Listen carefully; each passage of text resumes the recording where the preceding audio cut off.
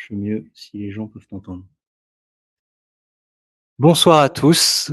On va commencer avec un peu de retard. Vas-y. Oui. Ouais. Donc nous remercions encore, Nicolas Rouillet, de Néo4j de venir ce soir et qui va nous introduire, comment est-ce qu'on peut combiner, graphes et IA pour faire des systèmes, qui comprennent mieux les données. Est-ce que, Merci. on fait un sound check pour, en distance? Ça marche dans le chat, On peut demander, est-ce que tout le monde nous entend dans le chat? Si quelqu'un peut répondre. Oui, c'est bon. c'est bon? Loud and clear? Bon, super. Bon et ben, bienvenue, à tous et à toutes, en distant et sur place.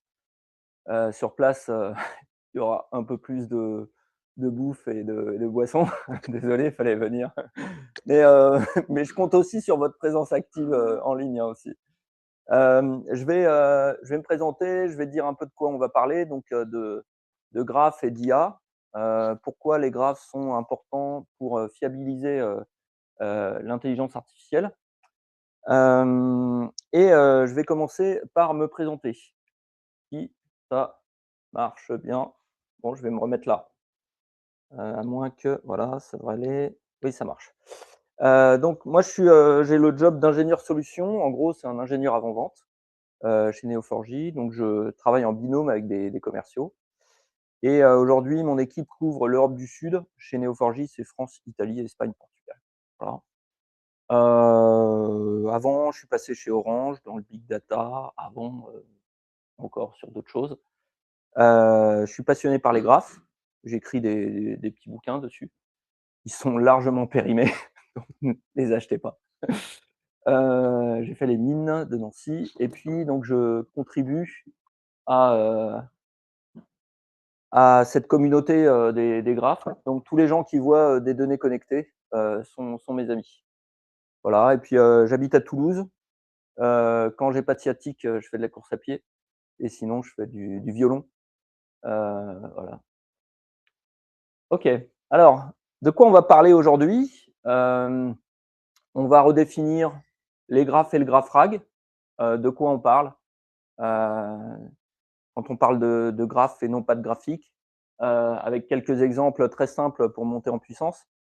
Ensuite, on va se poser la question, mais comment est-ce que l'IA peut utiliser les graphes? On va voir cette notion de contexte enrichi, de graphe de connaissances. Pourquoi c'est important de donner un bon contexte à l'IA? Ben, pour qu'elle réponde de façon pertinente. Alors, on va voir quelques cas d'usage. Je vous ai préparé une petite démo aussi. On va décortiquer une éolienne en langage naturel. Donc, on va interroger un peu tout ça. Voilà le programme. Sur le principe, peut-être Beryl que tu me donneras les questions qui arrivent au fur et à mesure dans Oui, le oui. dans le chat. On fera des petites pauses. N'hésitez pas à m'interrompre. Il y a pas de questions bêtes et que les gens qui les posent pas. Voilà. Donc, on part sur ce principe et on va commencer par, le contexte. Donc pourquoi, les données qui sont pas graphes ne dialoguent pas? Parce qu'elles sont pas connectées. On va voir le graphe de connaissances comme solution. Pour connecter, ces informations. Ça, c'est le seul slide qui présente l'entreprise Neo4j. Ensuite, il y aura plus.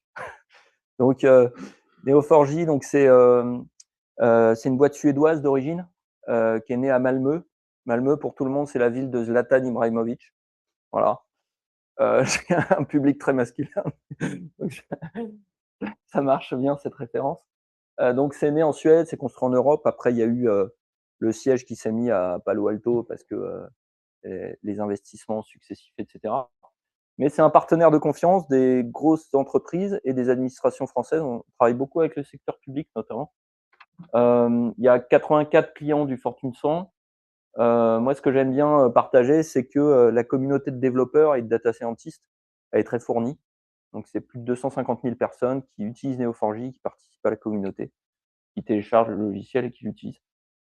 Hem Et c'est une solution de base de données qu'on appelle, maintenant c'est plus qu'une seule base de données, c'est ce qu'on appelle une Graph Intelligence Platform et ça se déploie, on-premise, mais aussi dans le cloud chez les 3 gros hyperscalers. Alors, premier petit exercice, lorsque vous voyez des patates et des flèches, ça y est, on a un graphe. Et donc les cercles vont représenter des entités et les flèches vont représenter des relations. Et ces relations, elles vont porter une sémantique, un verbe, une action. Donc, par exemple, une entreprise est située dans une ville.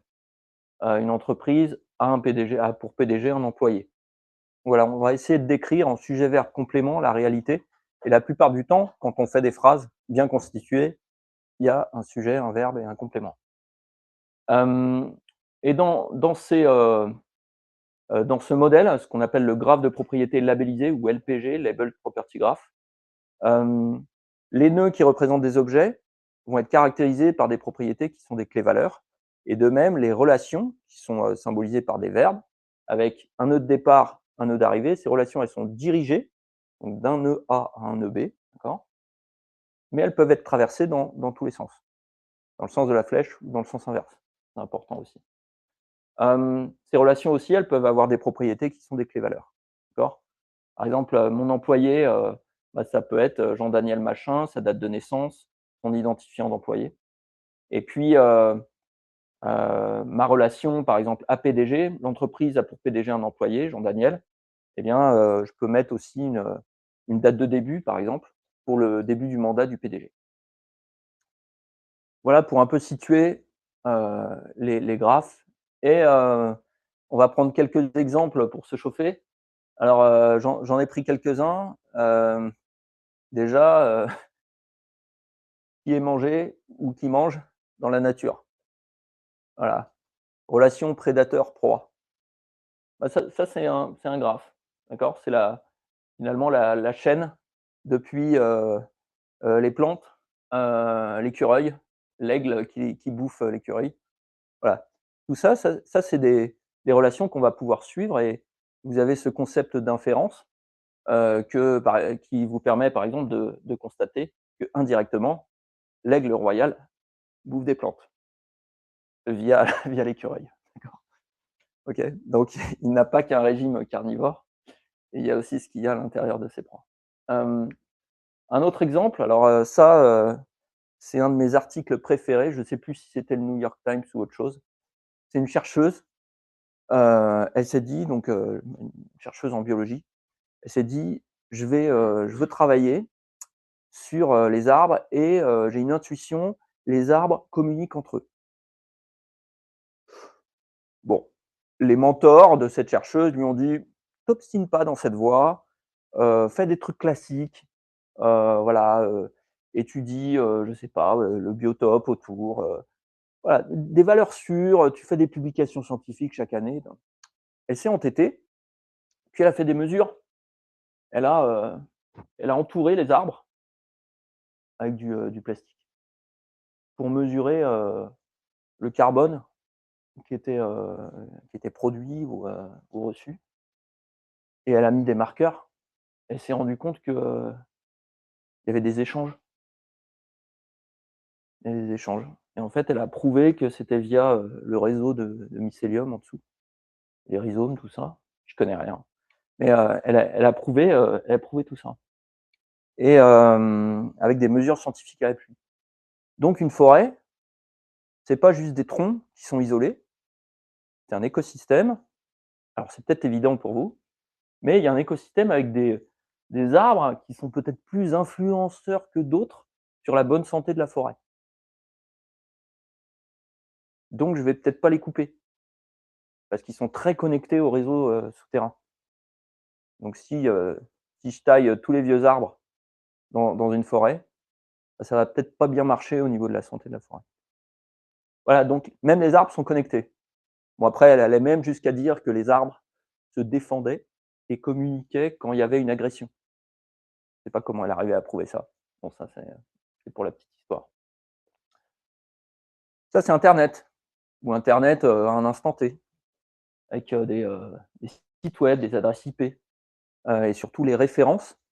Et d'ailleurs, l'algorithme PageRank, qui mesure l'influence d'un site web, a été créé à partir des sites web qui référencent d'autres sites web, A vers B. Le site A recommande le site B pour afficher des petits chats mignons.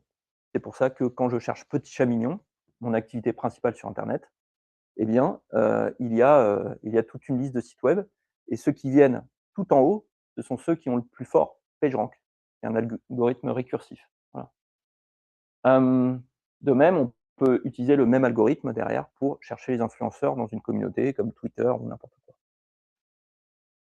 Alors, d'autres exemples, cette fois, un peu plus, dans tout ce qui est détection de fraude et en transactions bancaires où, à gauche, on va avoir, ce qu'on appelle un anneau de fraude. Donc, j'ai des comptes bancaires en vert et des transactions en bleu. Et puis j'ai un compte qui envoie une transaction, un autre compte qui envoie une autre transaction, un autre compte, et cetera. Et puis on peut se rendre compte que si par exemple la première transaction elle est là, elle est à 100 000, là 84 000, et cetera. Et puis s'il y a assez peu de variations entre les montants, eh ben, on peut en déduire que ça pourrait être du blanchiment, un pattern de blanchiment. Donc l'argent tourne et revient, à un compte et puis entre temps il a été blanchi. Voilà. Un autre exemple de fraude, là, c'est, des gens qui s'arrangent pour avoir des accidents de voiture en même temps, pour truquer les polices d'assurance ou et cetera. Ouais, ça existe aussi. Hem, en en détection de fraude, moi je travaille pas mal avec le milieu bancaire notamment et les assurances. On voit des choses autour, du paiement en plusieurs fois, ce qu'on appelle le BNPL, Buy Now, Pay Later. D'accord? Paye, je sais pas moi, une télé qui vaudrait 1 000 €, paye 250, le 1er quart. Et puis, donc là, j'ai un 3D Secure, paiement, tout ça, j'ai payé 250. J'ai livré ma télé. Hop. Puis le mois d'après, ben, la banque partenaire essaie d'accéder au deuxième paiement. Il y a plus rien sur le compte. Voilà. Donc il faut pouvoir, au lieu de le constater à la fin du deuxième mois, donc 60 jours, dès la transaction, se rendre compte qu'il y a une identité synthétique qui a été utilisée pour frauder la banque. D'accord? Alors, autre exemple, finalement, moi j'ai pris l'avion ce matin de Toulouse. Heu il y a des gens qui vont, beaucoup plus loin que moi. Un vol d'un aéroport à un autre, bah, ça pourrait être vu comme une connexion dans un graphe. Donc je connecte 2 aéroports et puis, faire ce genre de graphe permet de comprendre les problèmes de congestion d'aéroports. Quand il y a un incident qui arrive, météorologique ou autre, on peut y avoir une grosse congestion comme, il y a quelques années, sur la côte est des États-Unis. D'accord? Ça, c'est des problèmes de graphe. Un autre problème de graphe, alors on s'en rend pas forcément compte, mais nos fameux Gantt, nos plannings avec des tâches qui dépendent les unes des autres. En fait, c'est un algorithme de graphe qui permet de calculer le chemin optimal. Et mon modèle de graphe ici, c'est une tâche qui dépend d'une autre, qui précède une autre. Et l'algorithme qui permet de trouver le Gantt optimal, c'est non pas le chemin le plus court, mais le chemin le plus long, voilà, qui tient compte de toutes les contraintes. Donc on peut, par exemple, calculer en temps réel l'impact d'un arrêt de tranche dans une centrale nucléaire. On peut calculer en temps réel l'impact d'un délai sur le montage d'une plateforme pétrolière avec, des plannings véridiques, 150 pages imprimées de Gantt. Et les experts, ils étaient au fluo, stabilo. Page 26, c'est décalé. Ah ouais, impact, page 136. Tu rêves du numéro de page pendant la nuit. On peut faire mieux que ça, d'accord? On peut vraiment, outiller avec de la data, ce genre de choses et calculer des plannings industriels en temps réel. Qu'est-ce que c'est ça? C'est vous aussi. Donc voilà, on peut dire que le graphe d'ailleurs, c'est le cerveau des données. Vos neurones sont connectés par des synapses et c'est comme ça que vous avez des souvenirs, des associations d'idées et c'est comme ça qu'on fonctionne. Alors que depuis 40 ans, on range les données dans des cheminées avec des tables qui sont, relativement isolées. En tout cas, on a besoin de tables de jointure pour faire le lien et au bout d'un moment, ce lien, en cascade, c'est compliqué de le faire. En tout cas, quand on a des chemins à longueur variable, avec une profondeur de lien importante, on ne sait pas au départ, ça devient plus difficile avec les technos traditionnels. Donc il y a 4 domaines où, le graphe est très bon. On ne dit pas qu'on va tout remplacer, au niveau du graphe. Il y a les relations complexes, voilà, le fameux plat de spaghettis, les réseaux denses, les hiérarchies, tout ça, c'est des patterns, des modèles de graphes. Il y a tout ce qui est effet indirect. On parle de propagation, par exemple, d'une anomalie, qu'on appelle analyse d'impact, ou au contraire de rétropropagation, analyse de cause-racine. Je constate un défaut quelque part, par exemple dans ma supply chain, il faut que je remonte en arrière pour comprendre où est l'origine, où est la cause racine. Voilà. La fameuse influence à ENSO, qu'on appelle la what if analysis. Qu'est-ce qui se passe si? Donc là, c'est mes scénarios. Si jamais j'introduis une anomalie, un variant dans le système, qu'est-ce qui va se passer? ENSO plus loin. L'aile de papillon qui peut tout changer pour de bon. D'accord?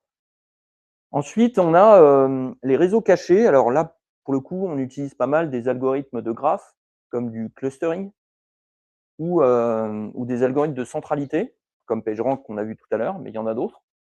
Voilà. Essayer de détecter, dans tout un ensemble de données connectées, s'il y a des réseaux qui sont un peu plus agrégés que d'autres. Et on peut définir comment ils sont reliés entre eux. Voilà.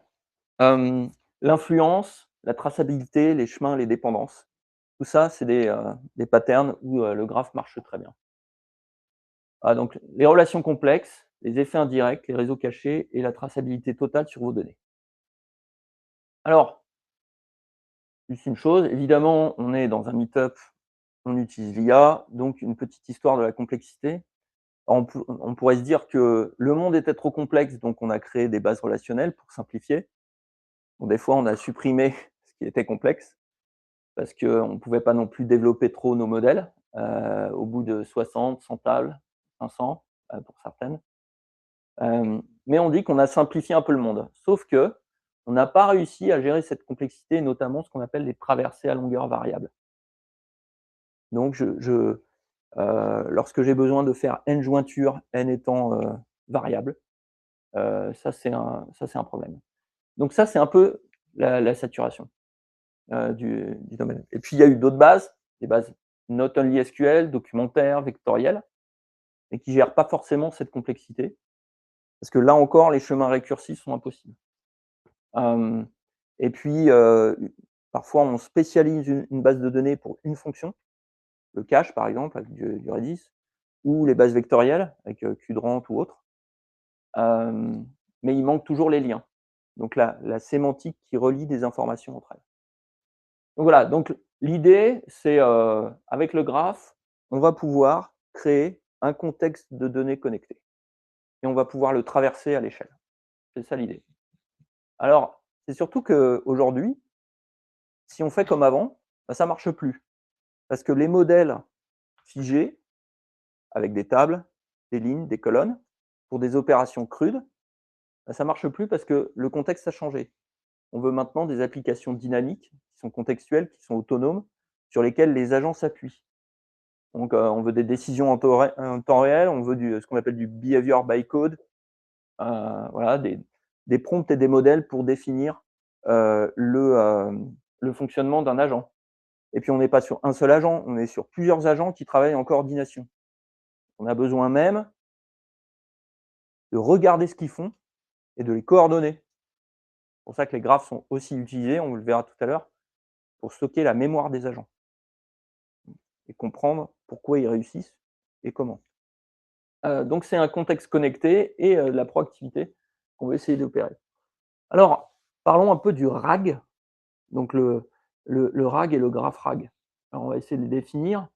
Donc le concept de RAG, c'est le Retrieval Augmented Generation, donc génération augmentée par la récupération d'informations. Tout simplement, c'était pour pallier au premier défaut des IA. Les IA, elles ont été entraînées sur un corpus d'informations données, sans doute assez vaste, mais surtout basé sur de l'internet, en tout cas des données publiques ou libres. Donc si je demande à un agent, si je pose à un agent une question, cette question, il va aller chercher dans sa propre base d'apprentissage les réponses.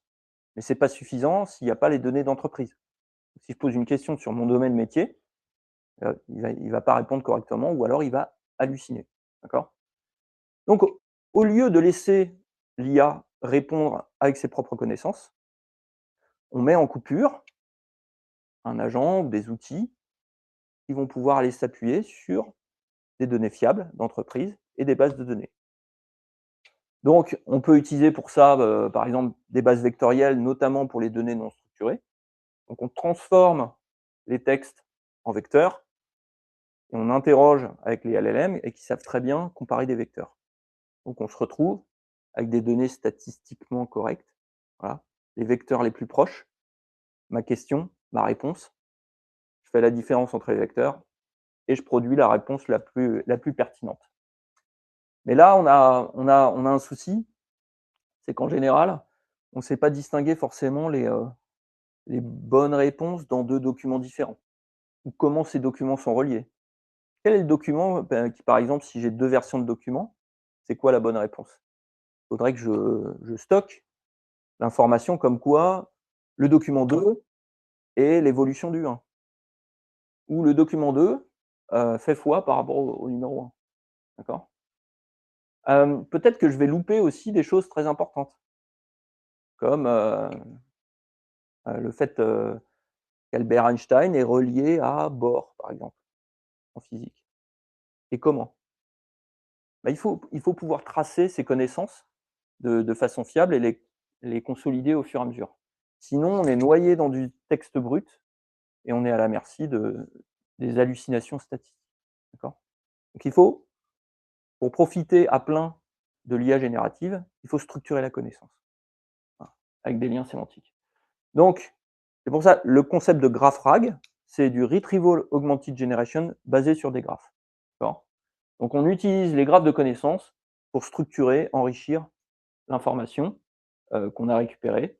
Donc comme ça, on est plus précis et c'est plus, contextuellement, adapté. Alors, le RAG classique, qu'est-ce qu'il fait en général? En tout cas pour ce qui est des, heu, des, des documents, d'accord? On découpe en chunks, ensuite on fait des vecteurs, en général dans une base vectorielle. En tout cas sur les premières architectures, c'est ce qui était recommandé. Et puis, ben, quand on va retirer l'information, donc la phase de retrieval, je vais chercher, ce qu'on appelle un top K, donc le top 10 par exemple, des chunks, des petits bouts de documents qui correspondent le plus au vecteur de ma question. Comparaison de vecteurs. Voilà. Similarité cosinus. Du coup, je ramène ce top K, je le fournis à mon LLM pour l'utiliser cette fois en mode chat. Envoie-moi une réponse avec ce contexte enrichi. Et le problème, effectivement, c'est que c'est aveugle aux relations. Ce que je citais tout à l'heure, Einstein a influencé Bohr, bah, c'est noyé dans du texte, donc ça, j'arrive pas à le capter. Il y a pas de lien structurel. Hem, les thèmes dominants du corpus, il faudrait que j'analyse tous mes vecteurs pour le sortir. Donc là encore, je solliciterai beaucoup de tokens au lieu d'avoir préparé cette information qui doit être disponible. Et puis, il y a une grande sensibilité aux chunks. Souvent, on a un paramètre qu'on appelle l'overlap qui permet de découper en chunks, mais de garder, par exemple, si j'ai 500 octets pour un chunk, je vais en garder 100 pour faire un overlap entre 2 chunks qui se suivent, pour garder du contexte, sinon je le perds. Mais même avec un overlap, on perd du contexte entre 2 chunks. Voilà. Alors, tout ça, ben, on arrive à peu près, alors je crois que c'était une estimation de Capgemini, là-dessus, sur le fait que 70 des projets RAG n'atteignent pas la prod.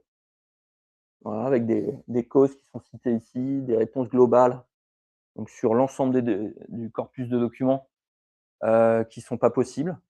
Le LLM n'arrive pas à se retrouver entre ce que disent les différents documents. Les relations entre entités, ben, elles sont pas visibles dans les vecteurs. L'explicabilité manque. D'où vient la réponse que j'ai fournie? Et puis la qualité qui chute quand le corpus grossit. Donc on essaie de répondre à cette question de synthèse globale, d'entité de relations explicites dans le graphe, de la traçabilité des réponses jusqu'aux sources d'informations, ce qu'on appelle les nœuds sources, les nœuds encres, et puis bien sûr de maîtriser le coût des LLM.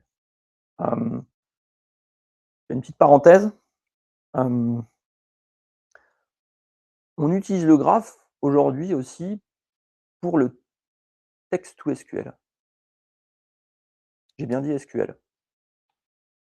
Pourquoi?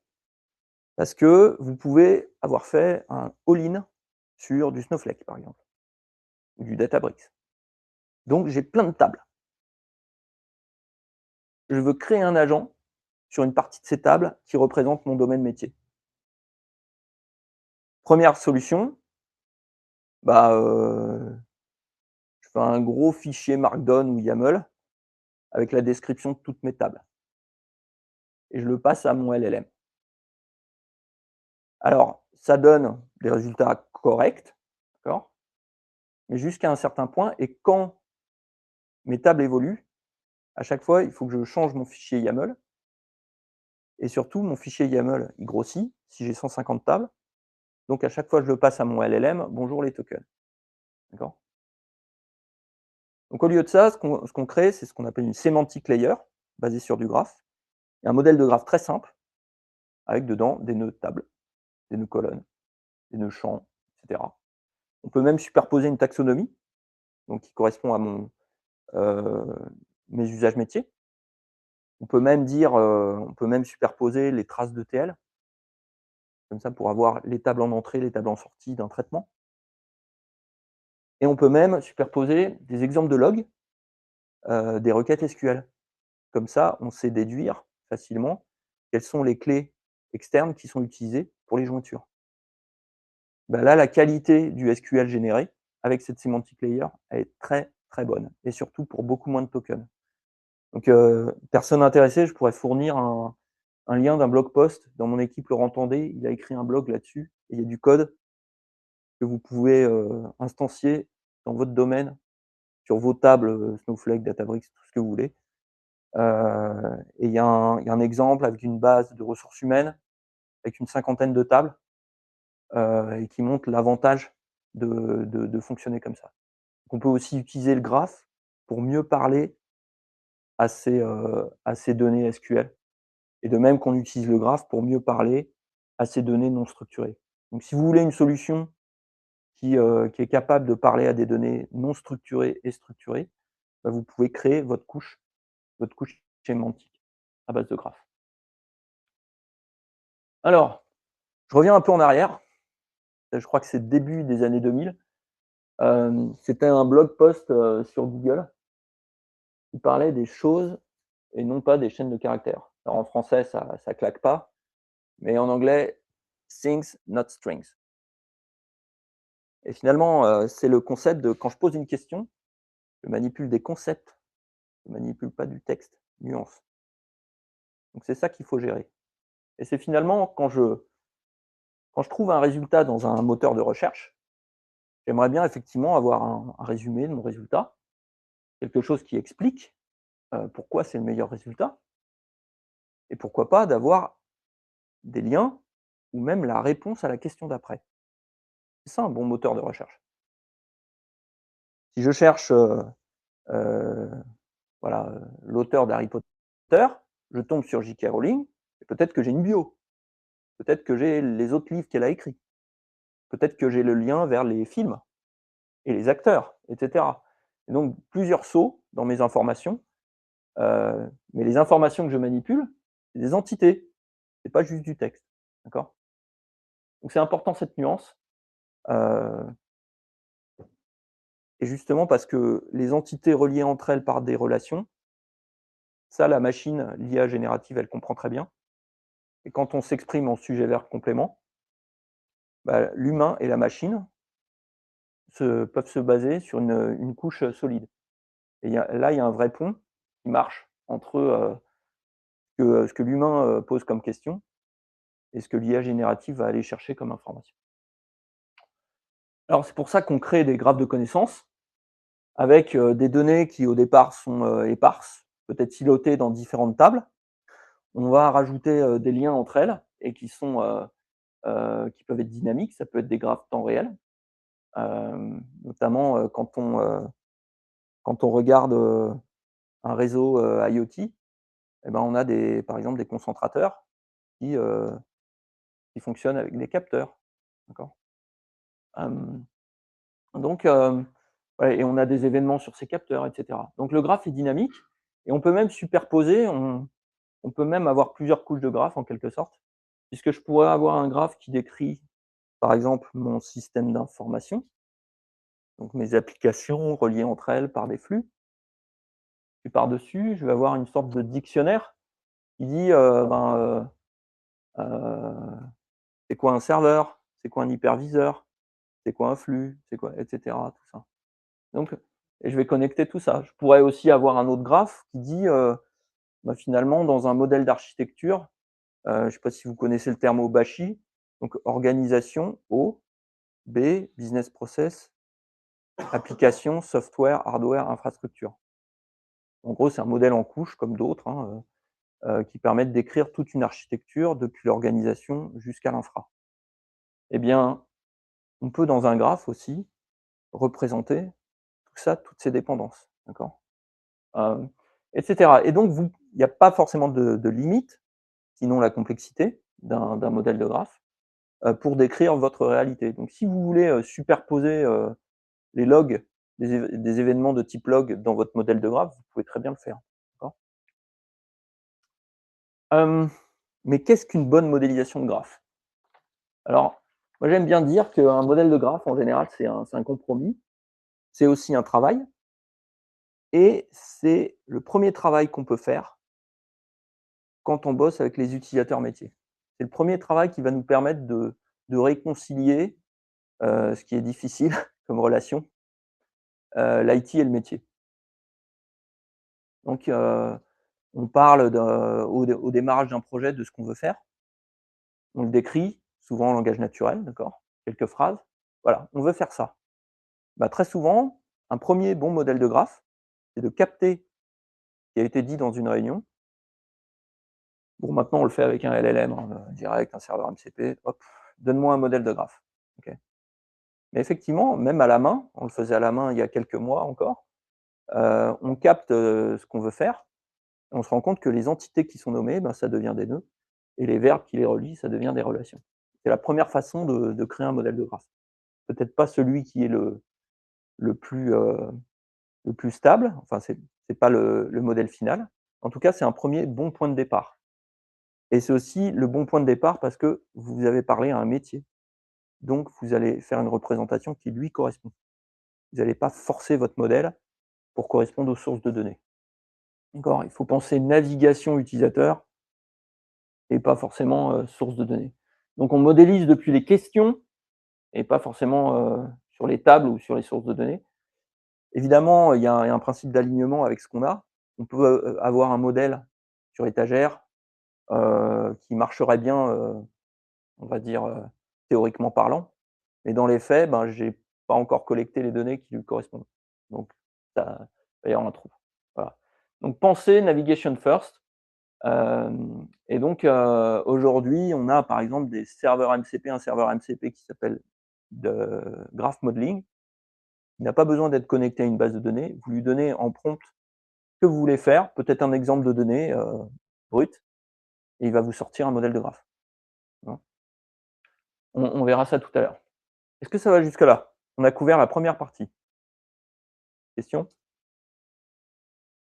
All good? On enchaîne? Question à distance peut-être? Pas pour le moment. Ça va? Bon alors nous allons plonger dans le GraphRag. Qu'est-ce qui permet de transformer déjà nos données brutes, éparses, diverses, structurées, non structurées, en graphes de connaissances? Et qu'est-ce qui va faire qu'on va pouvoir utiliser ce graphe de connaissances en langage naturel? D'accord? Parler à ces données connectées. Donc on va voir un peu tout ça et puis qu'est-ce qu'on va gagner à faire ça? Alors, ça c'est extrait, ce schéma, c'est extrait ce qu'on appelle le GraphRag Manifesto. Donc c'est Philippe Rattle, notre CTO, qui a pondu ça. C'est un bon blog post, un petit quart d'heure de lecture quand même. Souvent c'est moins les blog posts, mais là c'est un quart d'heure, je vous promets. Et c'est bien de se mettre là-dedans pour, comprendre, qu'est-ce que c'est la big picture. Donc le Retrieval Augmented Generation dont on a parlé, si on le schématise, on va avoir, un utilisateur tout en haut qui pose une question.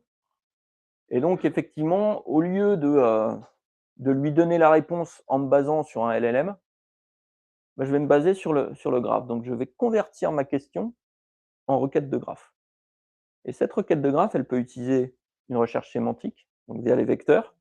Elle peut utiliser une recherche par dépendance, donc une traversée, des requêtes Cypher et on va retirer de l'information, donc finalement des documents, du contexte connecté. On va fournir ça au LLM. Donc c'est par rapport à la question que j'avais, ben, je fournis la question plus la réponse que je suis allé chercher et ça me donne une réponse complète et le LLM n'a plus qu'à faire le perroquet. C'est-à-dire à restituer, l'information brute qui a été, retirée dans la base de graphes en langage naturel, à le formater, voilà. Alors maintenant, si je fais toute la big picture, là ce qu'on a vu c'est pour la partie RAG et ici en bas à gauche, c'est pour la partie peuplement du graphe de connaissances. Donc j'ai différentes sources de données, structurées, non structurées, et je vais créer un data pipeline, donc un workflow de transformation de ces données. Alors finalement, ça ne change pas tellement par rapport à ce qu'on faisait avant, sauf que là, on rajoute des données non structurées. Et donc ces données non structurées, on va faire plusieurs choses dedans. On va faire des vecteurs, donc pour faire de la recherche sémantique, mais on va aussi faire de l'extraction d'entités et de relations pour, extraire, par exemple, dans les textes, les entités et les relations qui les constituent. Donc on va, essayer de conserver le plus, vraiment la structure, le squelette du document, mais aussi la sémantique, le meilleur des 2. Quand j'ai un document, il y a une structure hiérarchique, grand 1, grand 2, petit a, petit b, tout ça.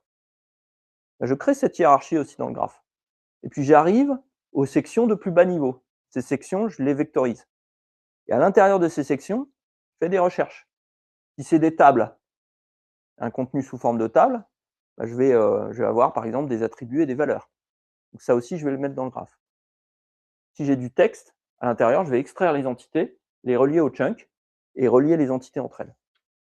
Comme ça, je peux explorer à la fois la structure lexicale de mon document, mais aussi euh, les entités et les relations, donc les dépendances entre entités. Et la plupart du temps, bah, les recherches hybrides vont être meilleures, à la fois la recherche sémantique et la recherche par dépendance. Voilà, donc ça c'est la big picture de je crée un knowledge graph et ensuite je l'utilise avec des applications agentiques et on va voir un petit peu les agents, etc. Donc, en gros, dans un graphe de connaissances, il n'y a pas seulement des vecteurs, mais les documents, ils deviennent un réseau d'entités reliées qui sont organisées en communautés thématiques. Donc, je vais avoir des entités que j'extrais, par exemple des personnes, des lieux, des concepts. Si on parle de publications scientifiques sur des vaccins ou des choses comme ça, peut-être que je vais avoir des molécules, voilà, des gènes, euh, des pathways, etc. Donc ça, on va essayer de les extraire automatiquement et créer des nœuds dans le graphe. Ces nœuds vont être reliés avec des liens sémantiques. Par exemple, tout à l'heure, j'avais un PDG, donc une entité a un PDG, a pour PDG une personne. Mais je peux avoir, pourquoi pas, si j'extrais des choses de Wikipédia, de la page d'Albert Einstein, ah bah Albert Einstein a découvert la relativité. Voilà. On peut mettre des clés valeurs, donc des propriétés sur ces relations. On peut mettre des poids aussi. Par exemple, une, un, une protéine ou je sais pas quoi, une protéine a un effet sur un gène ou l'inverse.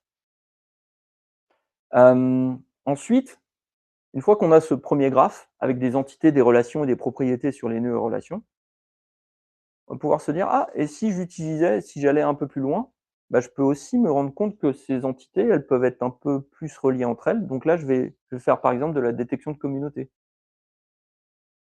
Je peux me rendre compte que si j'ai un corpus de documents et qu'il y a plein d'entités qui sont dans beaucoup de documents et que ces entités, elles sont taguées sur le domaine, je ne sais pas moi, du risque ou de la qualité, bah, je peux faire un cluster avec toutes ces entités qui sont dans une taxonomie de la qualité.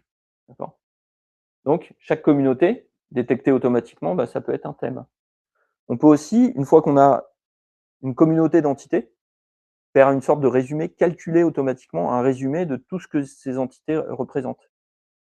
Et ce résumé, je le stocke sur un nœud communauté. Comme ça, je peux directement relier un bout de document à des entités, à une communauté, à un thème. OK? Par un parcours de graphe. Hem, alors, là, on va rentrer un tout petit peu dans le pipeline proprement dit. Donc je vais passer de documents.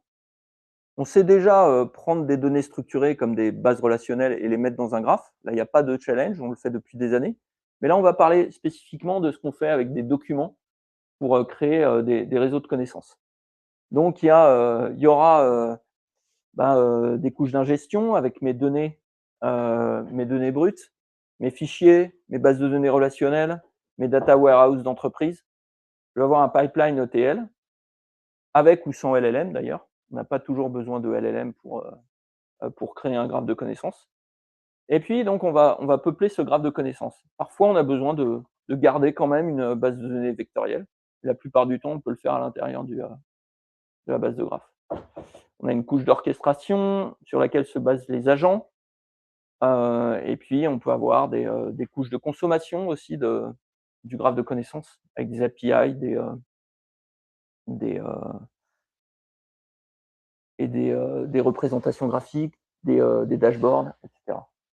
Donc c'est ça qu'on va voir. Alors, la première chose, c'est on va essayer de créer le graphe de connaissances et il y a 4 étapes. On va extraire les entités pertinentes, les entités et les relations. On va ingérer ces données, heu, donc ça c'est la partie 2. On va ingérer ces données, dans le graphe de connaissances. On va aussi, les enrichir et souvent, je donne un exemple, hein, dans un document, j'ai trouvé, anticonstitutionnel, bon, et puis dans un autre document, j'ai trouvé anticonstitutionnellement. Heu, ces mots, ils ont la même racine, ils vont sûrement exprimer, la même chose, donc j'ai peut-être intérêt, quand j'extrais des entités, à les fusionner. Ça dépend de ce que je veux faire. Et si je simplifie un peu mon graphe, bah, je peux retrouver les mêmes entités. Sauf que, je peux aussi avoir des duplicata et donc il faut que je gère ça, d'accord? Il y a toujours une phase où je vais, essayer de revenir sur ce que je viens d'ingérer, de vérifier ma qualité du graphe. À notre Graph Summit, il y a 1 mois et quelques, il y a Baptiste Dupré de L'Oréal qui a présenté un exemple de GraphRag avec qu'on appelle le Beauty Genius. Donc c'est un chatbot sur la beauté, quoi, d'accord? Et ben, ils ont fait en sorte que quand ils ingèrent des nouvelles données, quand ils ingèrent les mêmes données 2 fois avec du LLM pour créer des graphes avec des entités et relations, ils veulent que la différence des 2 graphes produits soit inférieure à 1. Et pour ça, il y a des techniques de résolution d'entités. Bon. Et puis à la fin, on essaie de valider, la qualité du graphe et le plus souvent, c'est par les questions métiers et la pertinence des réponses qu'on obtient. Hem, alors si je fais toute l'architecture end-to-end, heureusement qu'on a un grand écran, mais donc je retrouve mes données structurées et non structurées à gauche.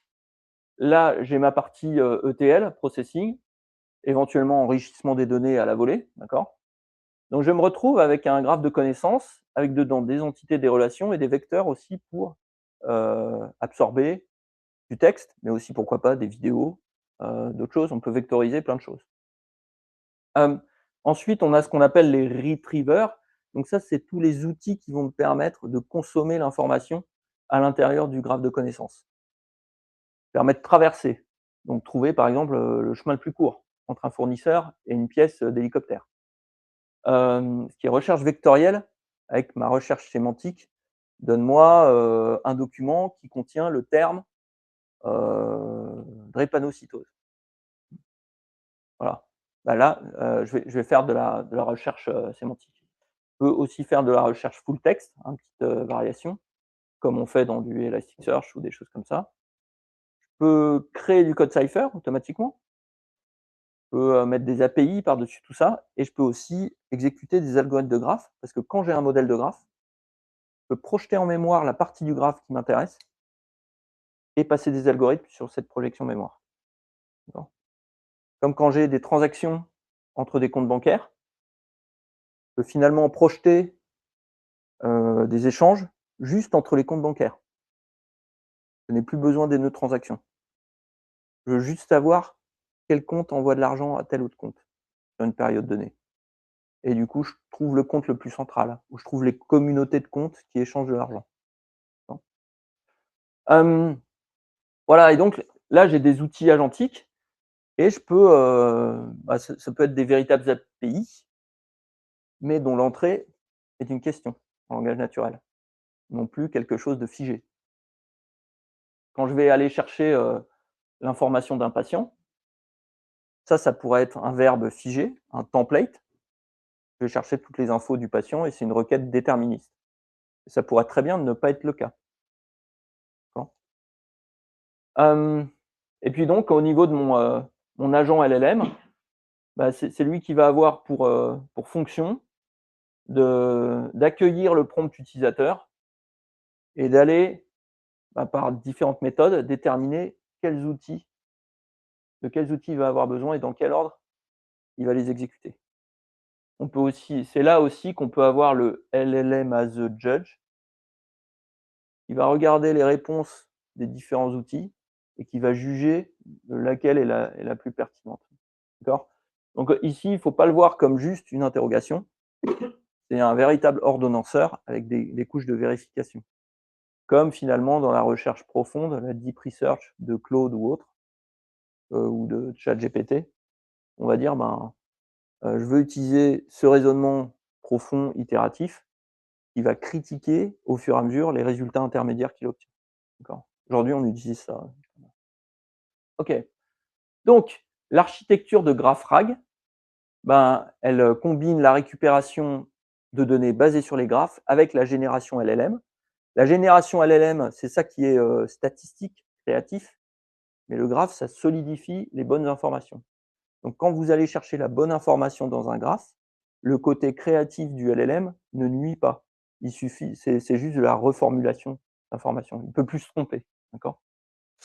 Hem Donc, dans ces cas-là, ben, on résout, les problèmes de RAG traditionnels, le contexte fragmenté qui vient de blocs de texte isolés, puisque ces blocs sont reliés dans le graphe par des entités, l'absence de compréhension des relations, les hallucinations qui sont dues à des informations incomplètes et l'incapacité à répondre aux questions de connexion, de dépendance. D'accord? Donc on récupère tout ça et la plupart du temps, on réduit de 80 les hallucinations. Voilà. Parce qu'on a ces capacités de raisonnement multisaut. Donc, quand est-ce qu'on va utiliser ça? Ben, quand on a besoin de bien comprendre comment nos informations sont connectées, de traverser ces informations.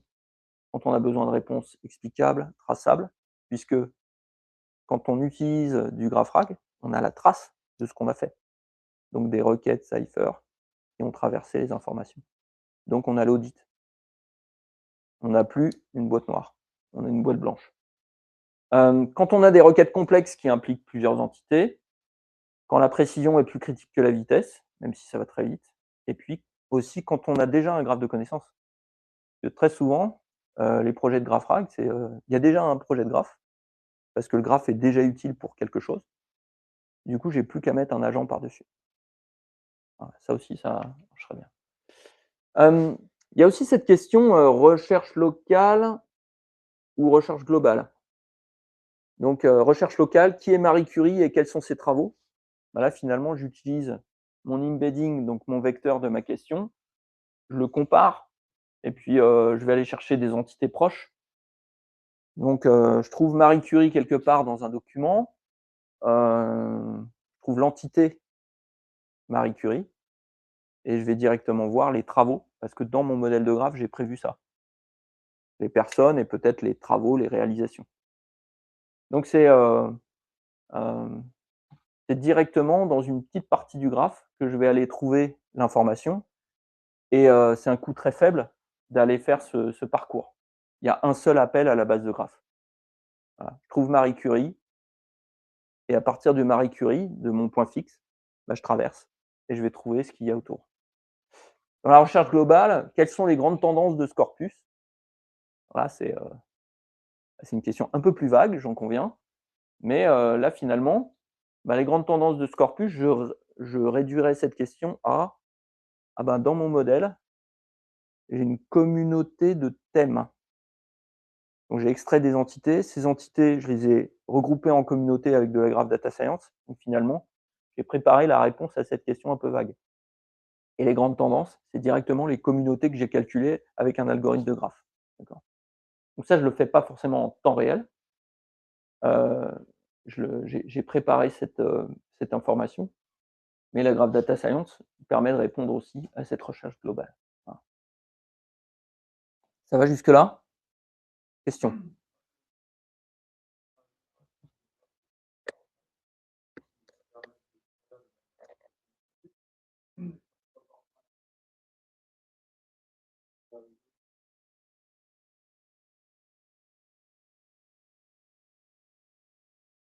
Alors, c'est une très bonne question, enfin, très bonne réponse déjà. C'est déjà une réponse, ce que vous avez dit. Hem, alors déjà, toute donnée déjà, préparée, qui a déjà de l'ancienneté métier, elle est bonne à prendre. C'est pas la peine de refaire tourner un LLM quand on a un dictionnaire métier, par exemple, pour, créer ce dictionnaire, même si des fois il peut être incomplet. Mais, les taxonomies métiers, la description des données, ça c'est bon à prendre et c'est justement bon à prendre parce que derrière on va pouvoir les connecter aux entités qu'on découvre.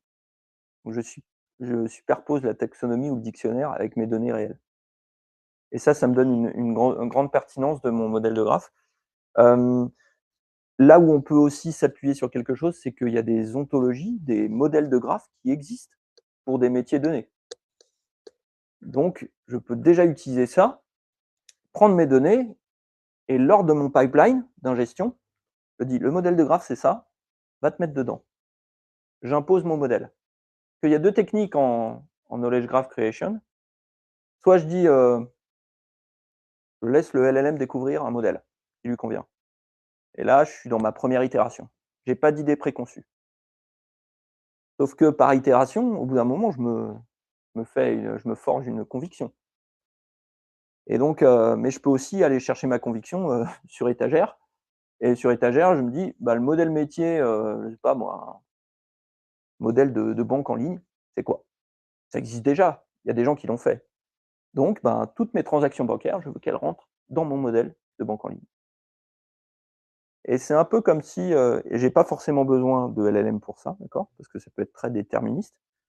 Mais si jamais, je parle de texte que j'ingère dans un modèle, là je peux utiliser un LLM et ce LLM, c'est comme si je lui disais, «Fais-moi un poème en 4 vers sur Datacraft» et je lui donne un peu de contexte. Il va le faire, d'accord? Ça marche très bien ça. Bon bah là, la différence, c'est que la contrainte, c'est pas le poème en 4 vers sur Datacraft, la contrainte, c'est le modèle.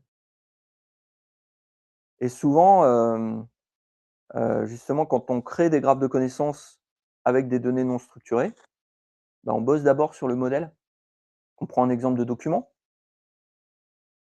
Hem, on demande peut-être juste à notre client un template et j'utilise, mon fameux serveur MCP ou mon intelligence imparfaite. Je préfère le serveur MCP et donc ça me produit un modèle. Ce modèle, je le confronte avec mon client. Je dis: «Ben, voilà, là, on a peut-être quelque chose qui est correct». Puis on essaie de juger si la granularité du modèle, elle est bonne. Parfois, on veut un modèle compact, parfois on veut un modèle très détaillé. Les meilleurs modèles sont entre guillemets, «compacts», mais permettent de capturer la quintessence du use case. De plus en plus, nous on publie sur notre site web dans, neo4j.com/, je sais plus, industry use cases, voilà, il faut chercher industry use cases.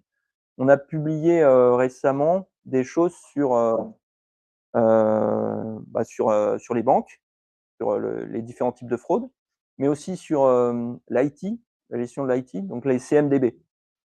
Dans mon équipe, Marco Bessi, il a fait ça. Il a fait un modèle compact pour gérer les CMDB. Mais pour gérer même plus que ça, ce qu'on appelle le SDLC, le Software Development Lifecycle. Donc dedans, il y a de la CMDB, il y a ce qu'on appelle la software BOM, donc de quoi est composé un logiciel. Il y a le cycle de vie des logiciels, etc., etc. Et il y a aussi la sécurité, la cybersécu avec les vulnérabilités, tout ça. C'est quoi un bon modèle SDLC? Ça se travaille. Voilà. Donc on est arrivé à un modèle compact, mais qui évidemment, pour un client donné, va être plus enrichi dans certaines parties du modèle. Il y a encore une question. Ouais. Oui, du coup, dans ce contexte, tu as des exemples comment adresser, pour des s'adresse plus à des PME dans une école, là-bas, qui n'est pas forcément structurée, correctement évidemment pour, ça. Quelle approche vous avez avec ce genre de C'est la question: qu'est-ce que vous voulez faire? C'est la question, quelle est votre stratégie métier et quel est le problème que vous voulez résoudre? Et donc on fait parler nos clients là-dessus. Et on essaie de mettre le doigt sur, justement, qu'est-ce qui manque? Soit carrément la donnée est manquante et parfois on peut rien faire, il faut commencer par la collecter. Mais si la donnée est déjà là, mais que juste simplement on n'a pas fait le lien entre différents points de données, ou alors on ne sait pas passer de la question métier à l'exécution. Parce que la question métier parfois c'est quoi mon fournisseur le plus risqué? Ah ouais, mais comment je convertis cette question en requête de base de données? Il faut effectivement passer par le modèle, mais ensuite s'interroger sur comment je traverse pour trouver mon fournisseur le plus risqué. Et des fois, le plus risqué, c'est un algorithme qui va donner ça. Comme de la centralité, non pas d'influence, mais centralité critique qu'on appelle la betweenness. En gros, le fournisseur qui est sur le plus de chemins critiques pour créer des modèles d'avion ou de n'importe quoi. Donc, moi, je dis toujours, alors c'est un peu bateau ce que je dis, mais c'est vrai, on part de la question métier. Qu'est-ce qu'on veut faire? Et après, le modèle de la PME ou autre, il peut être complètement ad hoc et custom. Et je crois qu'on va de plus en plus sur des projets hyper custom. Merde, c'est ma conclusion. et Bon, je et la ferai plus tard, je la et referai plus du tard. coup, quand vous construisez comme ça des modèles custom, comment vous choisissez? Est-ce que vous avez une règle un peu, large pour, déterminer la richesse du vocabulaire des verbes ou des nœuds ou des parce qu'au final, On a des seuils et évidemment, un modèle qui aurait, des dizaines de milliers de types de relations ou de types d'entités, là, on va sur trop de complexité. Ça peut justifier vraiment dans certains cas, mais la plupart du temps, on dépasse pas quelques dizaines de types de nœuds et de relations. Il faut pas aller au-delà, sinon on gère, trop de choses en même temps ou trop de problèmes en même temps. Voilà. Alors, dans la plateforme Neo4j qu'on appelle la Graph Intelligence Platform, donc il y a Neo4j peut se déployer dans le cloud et cette solution SaaS, elle s'appelle Aura. Et ben, on a créé, des agents directement dans Aura et ces agents, ils permettent de, d'abord on peut les créer, sans code, d'accord? Ils ont juste, 3 outils pour l'instant, qu'on va voir et ça, donc c'est basé sur, la recherche sémantique, du text to cipher. Donc quand le texte est très proche du modèle, la conversion, elle se fait facilement. Sinon, on a aussi des templates cipher, ça veut dire que j'ai une question métier, elle est un peu compliquée, mais je sais la requête de graphe qu'il faut faire. Donc j'utilise un template. Donc dans ce cas-là, vous voyez qu'on a, 3 outils qui sont à disposition et ensuite l'agent va utiliser, tel ou tel outil ou tous en même temps pour répondre à une question métier. Donc similarity search, c'est par exemple, identifier des contrats avec des textes similaires dans les clauses. Donc quand j'ai, un morceau de texte bah, je vais aller chercher, les extraits par exemple, dans des contrats, enfin dans des vecteurs qui divisent des contrats, qui sont les plus proches. Voilà. Et puis je peux utiliser pour ça, tel modèle d'embedding basé sur Vertex ou autre. C'est-à-dire mon top K, je le fixe. Là, je vais avoir 5 réponses. Le Cypher template, cette fois, là, c'est vraiment une requête et j'ai écrit du code avec des données de graphe. Et là, cette fois, je veux aller chercher les clauses d'un contrat. Donc j'ai un contract ID et là, je vais chercher dans le modèle. Donc j'ai mon agreement avec mon contract ID. Je vais aller chercher via la relation has clause, des clauses, et je vais aller chercher les extraits de ces clauses, et cetera. Voilà. Je vais même, chercher, les pays et les organisations. Je vais ramener tout ça, donc ça me donne, en gros, un gros JSON et ce JSON, il va être ramené dans le contexte du prompt et restitué en langage naturel. Voilà. Donc ça, c'est basé sur Cypher et c'est des requêtes prédéfinies parce que je connais mon modèle et j'ai défini ces outils à l'avance. Le text to Cypher, lui, il a pas besoin de ça. Donc il prend une question en langage naturel, il a le schéma du graphe et dit sujet verbe complément. Boum, et je traduis en requête Cypher. Enfin, il est un peu plus intelligent que sujet verbe complément, puisqu'il est capable de générer des requêtes à longueur variable. Mais là, essentiellement, c'est quand j'ai un bon modèle et quand mes questions métiers respectent les dénominations de ce modèle, avec les entités et les types de relations, alors là, dans ce cas-là, je traduis le langage naturel directement en Cypher. Ça marche très bien. Il faut avoir un bon modèle métier. On va voir un exemple avec les turbines, enfin les éoliennes. J'avance sur les MCP. Tout le monde connaît les MCP ou pas? Modèle, contexte, protocole, ça va? Je vais juste, rappeler, bon, c'est un peu la clé USB de l'IA générative, mais c'est, la manière standardisée pour les assistants IA de se connecter aux sources de données. Un protocole ouvert par Anthropic, voilà. Donc les agents vont pouvoir, effectuer des actions avec des outils, et c'est unifié. Donc il y a plein de serveurs MCP qui ont poussé comme des champignons et qui ont des fonctions particulières. Alors, nous, chez Neo4j, on a préconstruit un certain nombre de serveurs MCP et on pense qu'aujourd'hui, on peut réaliser un projet de graphe beaucoup plus rapidement et beaucoup plus efficacement en utilisant ces serveurs MCP au fur et à mesure. Du coup, on va l'utiliser, dès le départ pour modéliser. Ma première interaction avec mon client, j'ai un compte rendu de réunion qui en plus est fait par une IA, super, donc j'ai encore rien à faire. Mais je prends ce compte rendu de réunion et puis j'ai peut-être demandé, des sources de données, qui sont des exemples. Sources de données plus ce que je veux faire avec, c'est pas mal déjà. Je crée un modèle. Je le critique. Là, j'ai mon sens métier, que j'utilise à plein. Je fais 1 ou 2 itérations, j'ai un bon modèle. Des fois, dès le départ, s'il est très bon le modèle, hein. Ça dépend du prompt, mais OK. Donc là, le modèle de graphe. Donc j'ai la façon dont je connecte mes données. Super. Maintenant, je vais vouloir ingérer les données et ensuite les consulter.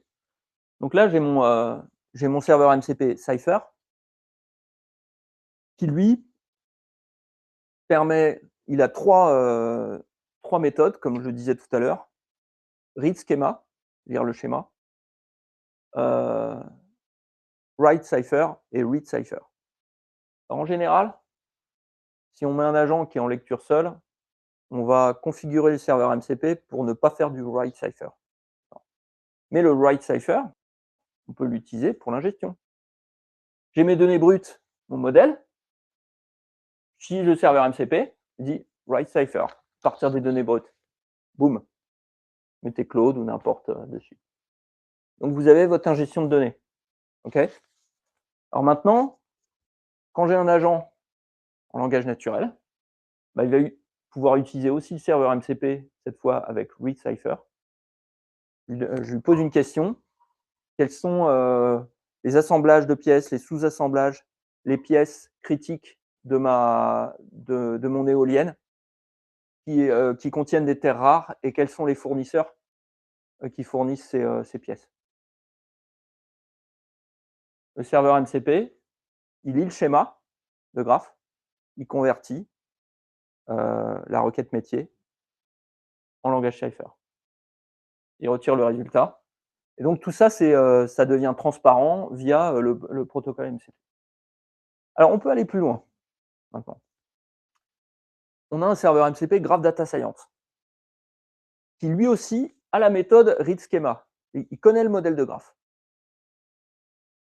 Mais on va lui poser des questions plus compliquées. Exemple, j'ai un graphe avec de réseau social. Donc Nicolas follow Lady Gaga. L'inverse n'est pas vrai, vous vous en doutez. C'est pour ça que c'est important la direction du lien dans un graphe. Mais j'aimerais bien trouver la personne la plus influente dans le réseau Twitter X. Influente. Le serveur GDS, il connaît le schéma, bah, il sait qu'il doit projeter la relation follows entre les personnes.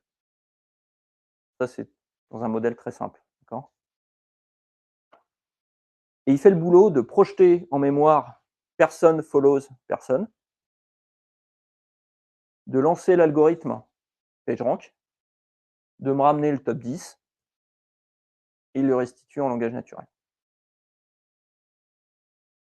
Je n'ai pas eu à écrire le code Cypher ou le code Python qui permet de projeter la partie du graphe qui m'intéresse, parce que dans le graphe, je pourrais avoir Twitter, mais aussi LinkedIn. D'accord ? Et je m'intéresse qu'aux influents dans le réseau Twitter. C'est ça ma question métier. Donc, uniquement personne follows personne. OK. Donc ça, c'est pour des requêtes un peu plus avancées. Ensuite, la mémoire des agents. Là aussi, on a un serveur MCP que je peux brancher directement sur mes systèmes agentiques qui vont stocker dans la mémoire la connaissance des interactions. Qu'est-ce qui a marché? Qu'est-ce qui n'a pas marché? Donc c'est ça qui permet de comprendre que quand je pose tel type de question, il n'y a pas la bonne réponse. Pourquoi? Quels ont été les outils qui ont été mis en œuvre pour répondre à la question? Comment ont-ils été ordonnancés? Quelle a été la décision du LLM à la fin pour fournir telle réponse? Et bien ça, il y a un modèle de graphe qui a été développé pour stocker ça. Comme on collecte dans tout bon projet qui se respecte, on collecte le feedback de l'utilisateur, en tout cas de temps en temps. Du coup, on a cette boucle retour, on a la qualité à date du système. Bon ben, ma mémoire, elle me sert de cache pour comprendre ce qui s'est passé, mais aussi, pourquoi pas, de me baser dessus sur les bonnes réponses. Les bonnes réponses, je le garde comme un cache. Et donc, la prochaine question qui est proche, je vais répondre avec la même bonne réponse. Par contre, les mauvaises, je vais comprendre quels outils ont été utilisés et me rendre compte, ah ben, peut-être qu'il manquait une requête Cypher, un template de requête Cypher particulier pour cette question métier qui est compliquée.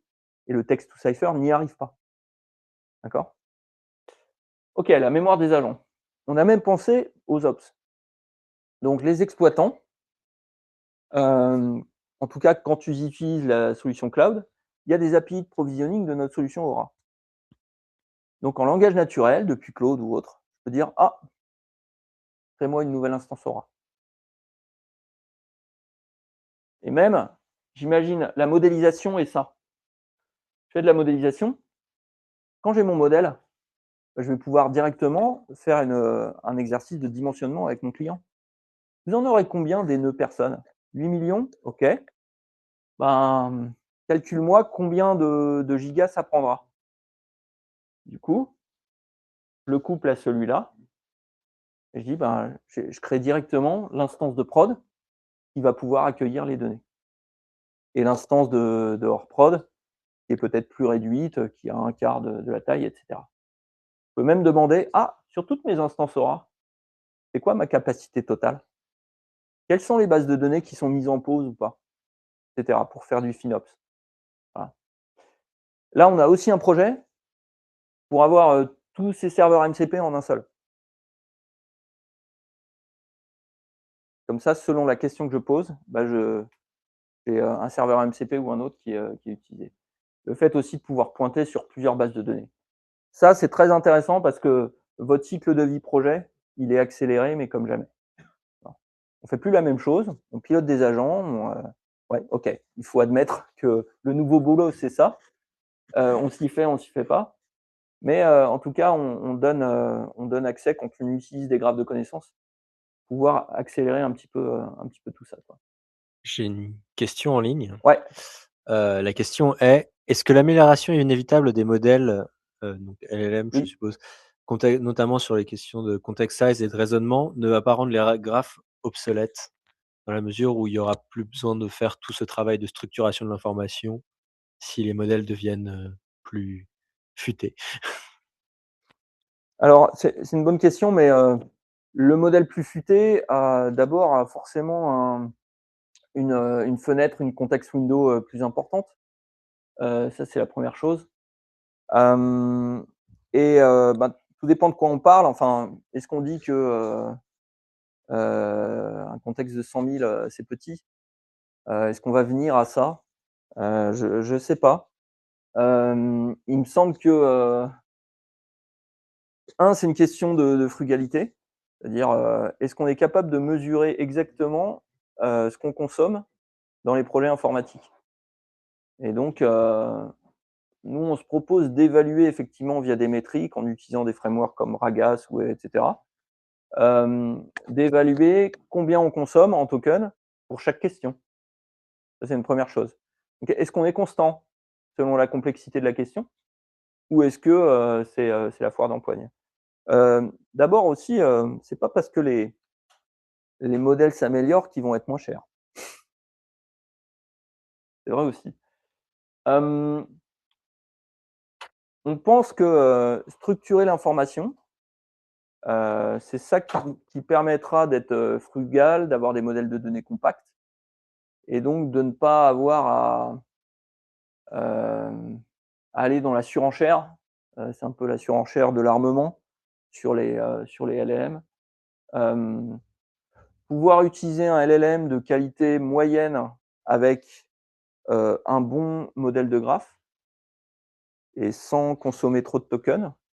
Finalement, à la fin d'un projet informatique, ben, c'est ça qu'on va mesurer. Voilà. Donc, hem, il y a du vrai dans l'amélioration des modèles et on profitera de l'amélioration des modèles pour avoir, du text to cipher encore meilleur, par exemple.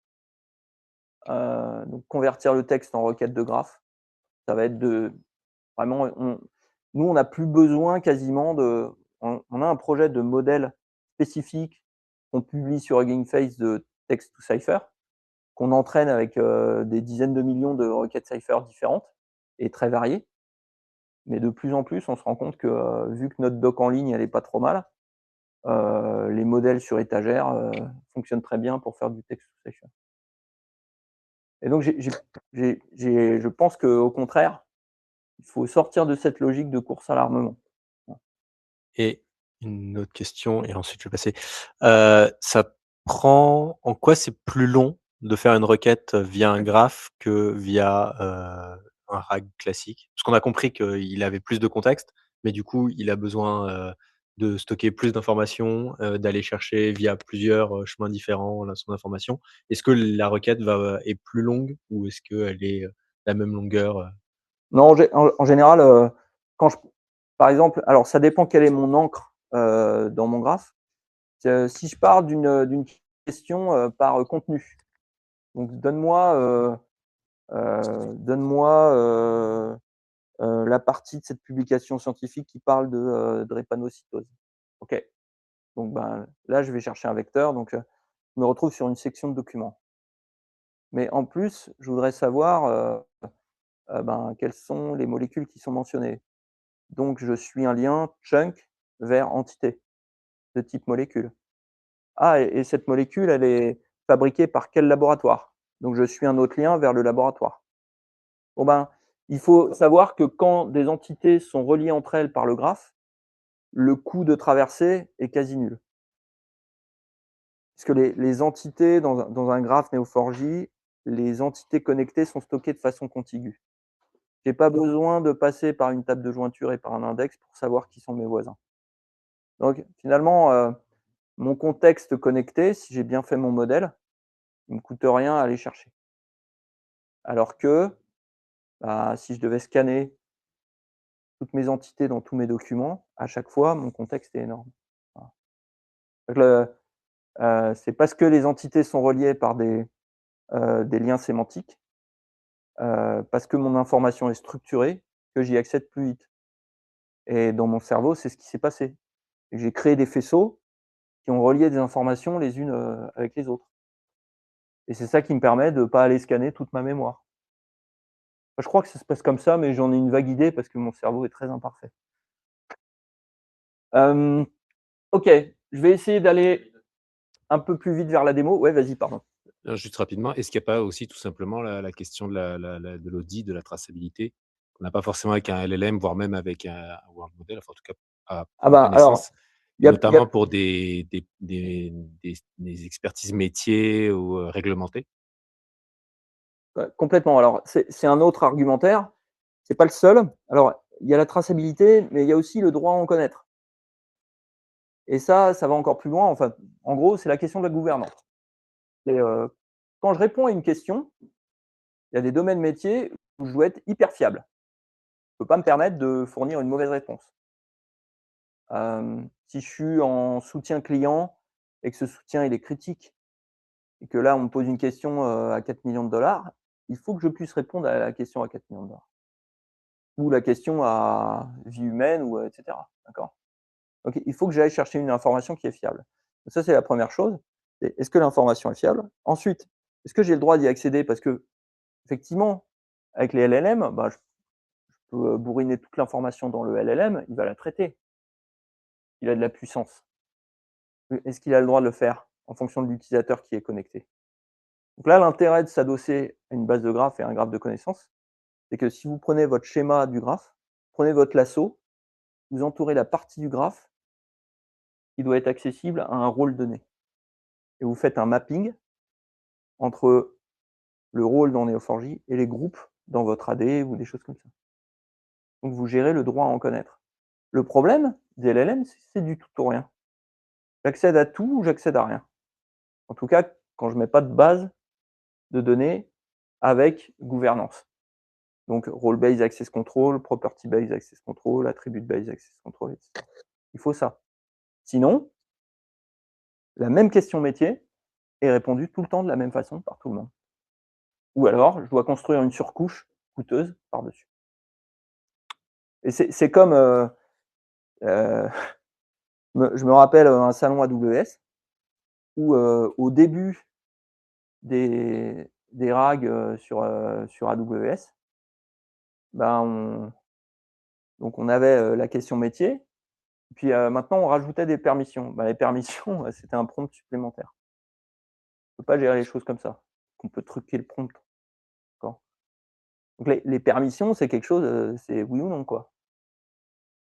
Donc, si je vais chercher, hem, l'auteur d'une publication scientifique et puis maintenant je veux chercher son adresse, bah, il y a des utilisateurs qui n'ont pas le droit d'aller chercher l'adresse de de l'auteur de publication scientifique. Et c'est peut-être que les admins ou, que les annuaires de médecins, qui ont le droit d'y aller. Donc, ben, c'est seulement le rôle, admin qui va pouvoir aller faire cette traversée dans le graphe. Dit autrement, la même requête de traversée de graphe, Cypher, va donner des résultats différents en fonction des rôles. Donc le contexte enrichi que je fournis à mon LLM pour fournir une réponse va être différent. Que c'est basé sur une vraie gestion de droit et une gouvernance. On a des outils d'évaluation, sur Ragas, sur, le GraphRag Python, package. Il y a différentes choses et finalement pour, un peu, heu, un peu résumer, vous voyez donc mes outils, Text to Cipher, Cipher Template, hybride, vecteur plus graphe, donc recherche sémantique et recherche par entité, tout ça va permettre à un LLM de répondre à une question métier n'importe laquelle, quelle que soit la complexité. J'ai Euh, une autre petite question en ouais. ligne. Les personnes demandaient quel était, alors, est-il facile d'insérer des nouveaux éléments et comment se compare le coût d'insertion versus un vector store, traditionnel? Le coût d'insertion? C'est ça, d'un nouvel élément, au sein du graphe. Alors, si je rajoute des nouveaux documents, je vais me retrouver dans un modèle, à la fois lexical et par entité. Je vais me retrouver avec, des nouveaux nœuds documents, des nouveaux nœuds chunks, mais mes entités et mes relations peuvent très bien être les mêmes, si je les ai déjà dans le graphe. Donc je vais juste avoir le coût d'ingestion des nouveaux vecteurs, mais si les entités manipulées sont les mêmes, je ne change pas mon modèle. D'accord?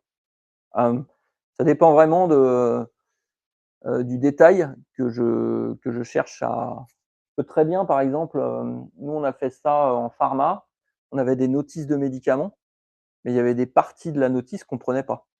C'était trop verbeux et ça ne correspondait pas au use case métier qu'on voulait prendre. Donc ça dépend de la finesse du modèle qu'on gère. Voilà. Mais avec de la résolution d'entités au fur et à mesure, on n'a pas une croissance exponentielle. Par contre, si je n'impose pas de modèle, là, je peux avoir des choses très verbeuses.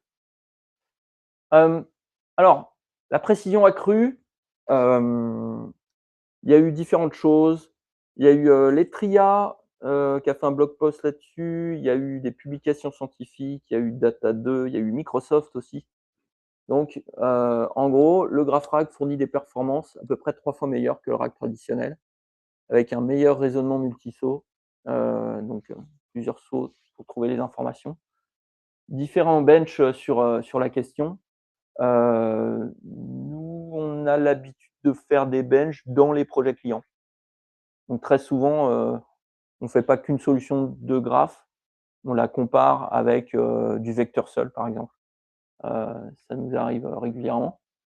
Ensuite, il y a des avantages en termes de développement parce que ça, c'est des vecteurs. Donc l'œil humain ça a un peu de mal. Et par contre, ça, on sait très bien l'interpréter. Donc on peut essayer d'opposer ou de compléter en tout cas l'IA créative statistique basée sur des vecteurs qui symbolisent du texte. Mais quand on le lit, on ne voit rien. Donc il faut faire cette recherche sémantique pour trouver des choses. Et puis l'IA symbolique, qui est transparente et qui est explicable. Donc le meilleur des deux est au confluent des deux. Je ne les oppose pas, je pense qu'on peut les compléter.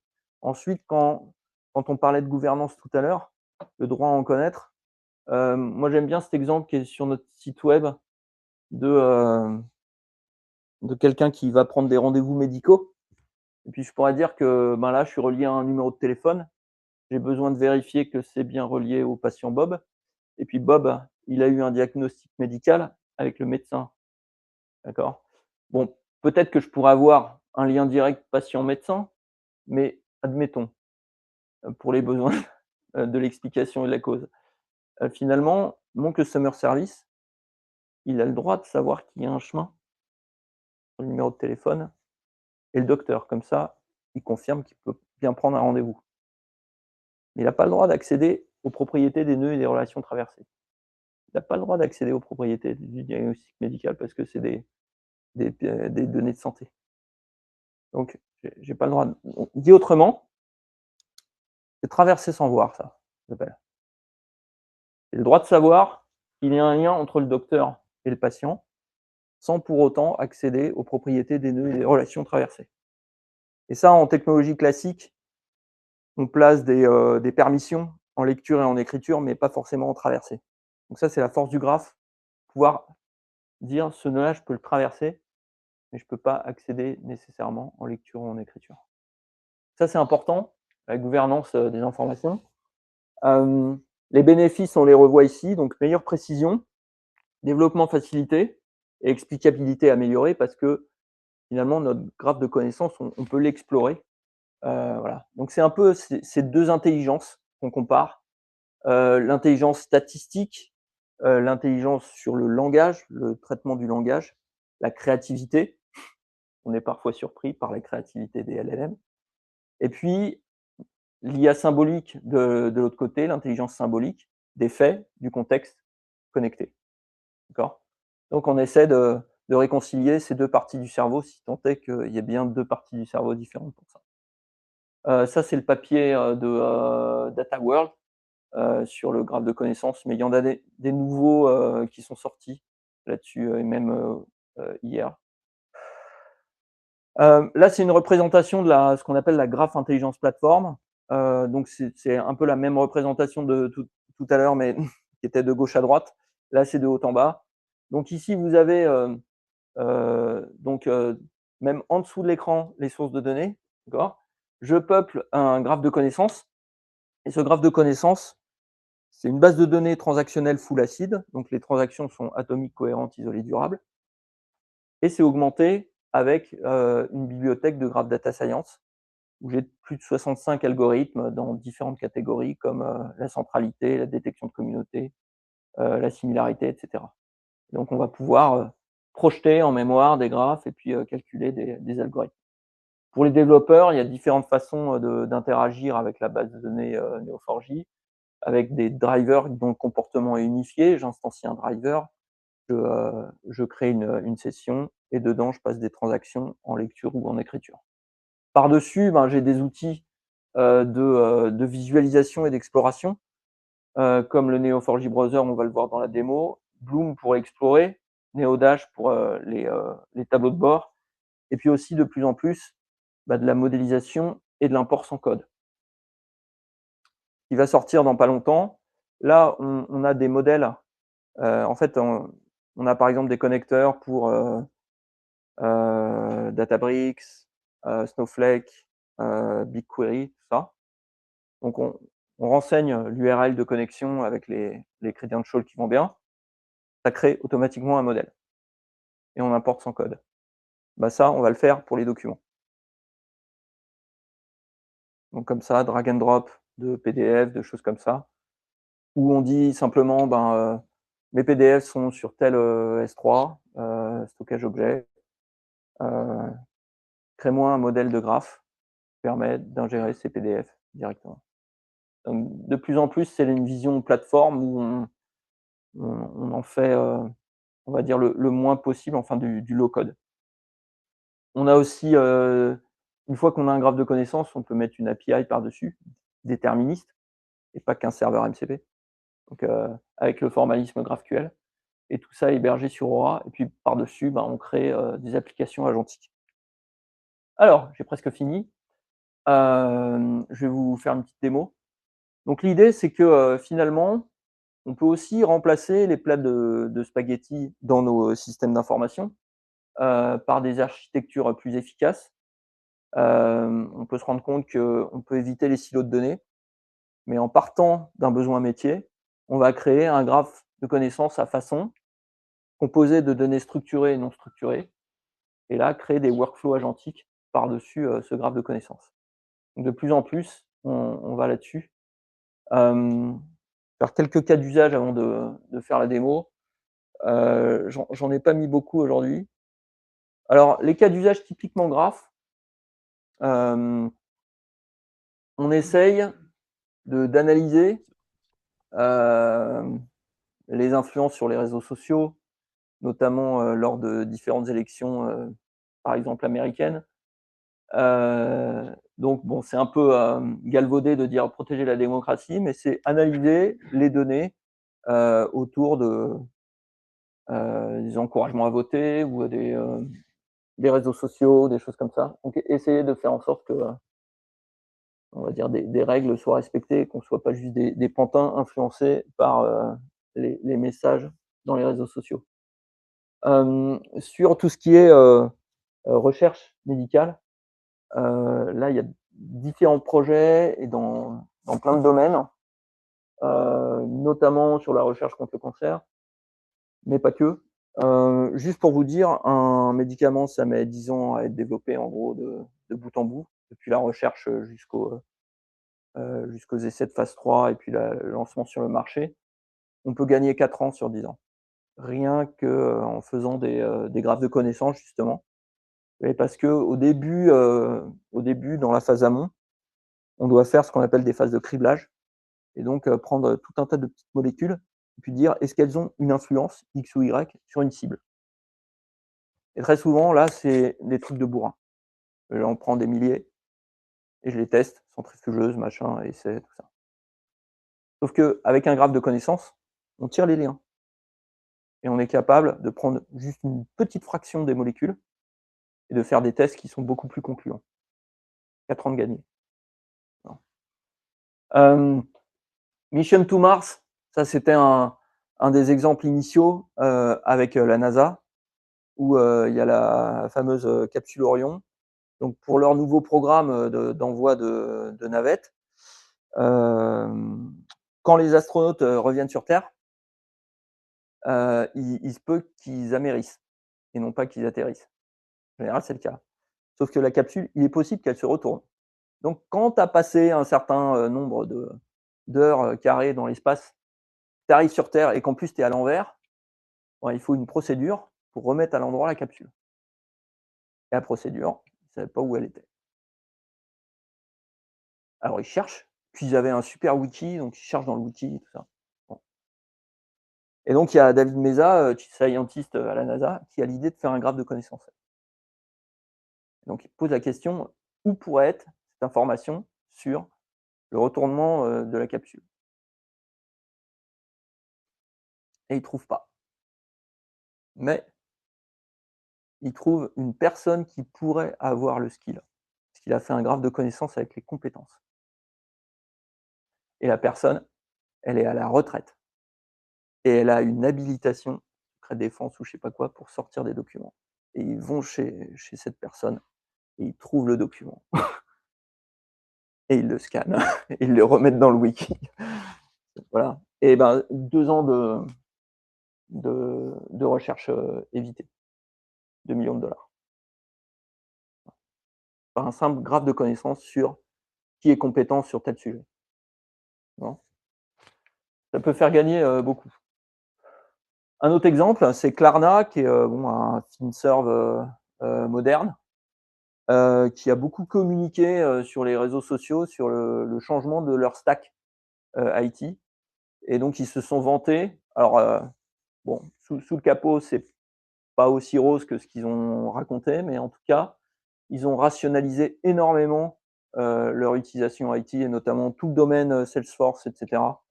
Ils l'ont dégagé et ils ont créé un graphe de connaissances avec interne pour leurs salariés, d'accord? C'est pas pour leurs clients. C'est un graphe de connaissances et avec un assistant qui s'appelle Kiki et qui permet de connecter tout un tas de sources d'informations les unes avec les autres et d'avoir des réponses à plus de 90 de très bonne qualité. Voilà. Et donc ça, maintenant, ça leur a permis de renverser un peu, non pas de partir des outils qu'ils avaient, mais de partir des données qu'ils avaient, de construire un graphe de connaissances par-dessus, de dire: «Ben, maintenant, on a besoin de quelques applications agentiques et ça suffit à faire fonctionner notre boîte et à la faire avancer». Bon, c'est un peu ultime, mais ça a bien marché. Et un autre exemple pour réduire le temps de résolution des tickets chez LinkedIn. Donc, on prend tous les tickets, on les parse, on les lie entre eux, on regarde le contexte, les dépendances qui sont partagées. Et donc, on traverse ce graphe avec de la similarité sémantique, avec des traversées en dépendance. Et on retourne des insights. Et en fait, voilà, à partir d'un ticket, on peut trouver des connexions inter-tickets. Et c'est ça qui va être intéressant d'exploser un peu les informations qu'il y a dans le ticket, de faire des résumés, de regarder les champs qui sont à l'intérieur, ceux qui sont bien renseignés, ceux qui sont mal renseignés, etc. Trouver des duplicata, tout ça. Et donc, ça permet de bien d'avoir une avancée énorme en efficacité opérationnelle. Et souvent, l'IA va servir dans l'efficacité opérationnelle. C'est l'heure de la démo, on dirait. Bon. Et après, c'est la conclusion. Donc, je vais pas être trop long. En plus, J'arrive plus à parler tellement j'ai soif. C'est pas vrai. Alors, je vais faire la chose suivante. Est-ce que vous voyez mon écran? Et on le voit en ligne. C'est bon? C'est bon. Alors, là, ce que j'ai fait, c'est j'ai créé une petite appli, comme vous le voyez tout en haut. C'est du text to cipher, donc là, j'ai un outil. Et mon application, elle est très sparse puisque, en fait, l'input, c'est une question. Donc je vais poser une question métier et je vais avoir 2 réponses. À gauche, le texte et à droite, le graphe.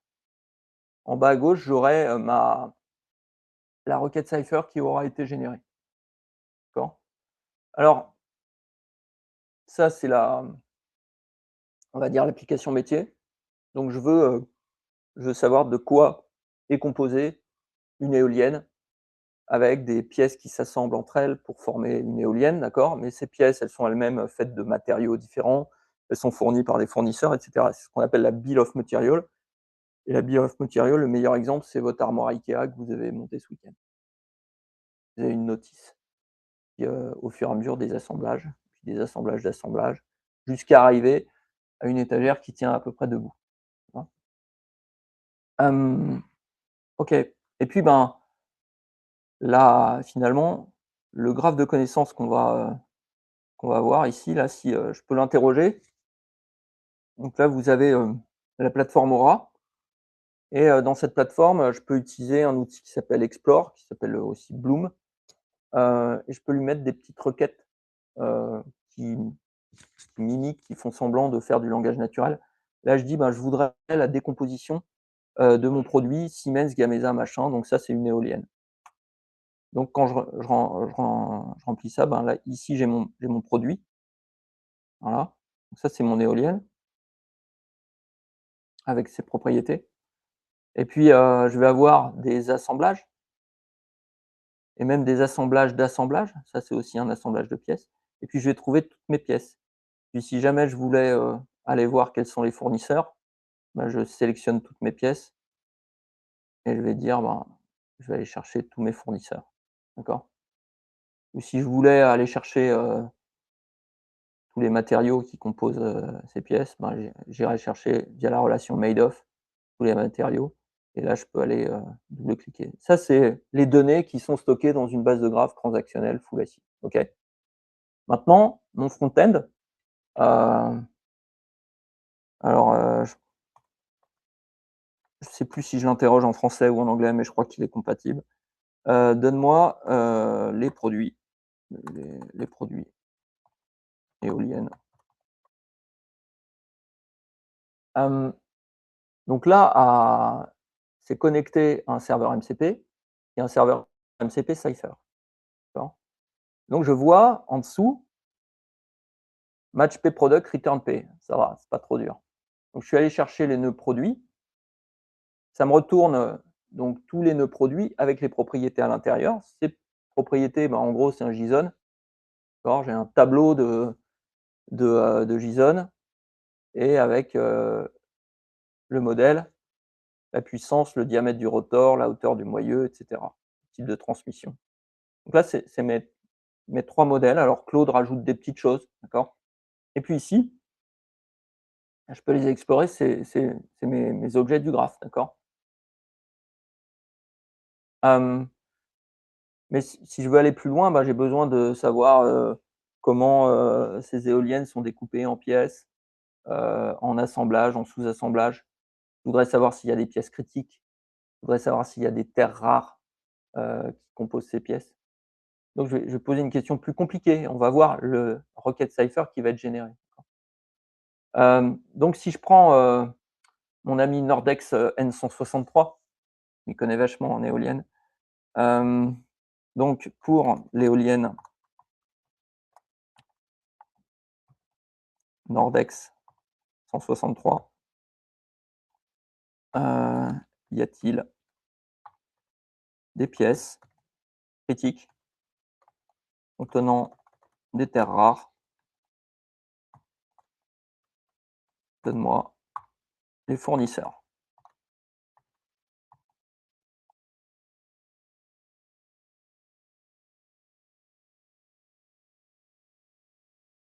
Hop! Alors du coup, les objets de mon graphe qui vont être, remontés, on va aller un peu plus loin que l'éolienne. Hop, évidemment. Alors Nordex 163. C'est la N163. Ah! Merci. Avec un espace ou pas? Je crois pas. On va voir. Bon là, j'aurais Une réponse, j'arrive pas. ouais, alors attends, Oui. on va vérifier. On va prendre les produits. Je vais vérifier l'orthographe parce que je suis pas sûr. Donc là, je vais chercher les produits. Ah, c'est Nordex N163. Du coup, si on lui donne juste N163, il trouve pas. Il a besoin du nom, Ouais, parce que, là, en fait, j'ai fait 0 prompt dans mon appli. J'étais flemmard. Alors voilà, là, ça devrait aller. Mais effectivement, ça mérite d'être un peu plus prolixe en termes de prompt et de dire, bah, par exemple, quand tu cherches un nom de produit, sois un peu plus, cherche en recherche floue, voilà, comme il y a des index pour ça. Donc ouais, elle contient des pièces critiques. Voilà les pièces identifiées. Alors comme je lui ai pas dit en plus, hem, donne-moi le résultat avec les nœuds, mais aussi les relations. On voit vraiment, tout le chemin et pas seulement les nœuds isolés.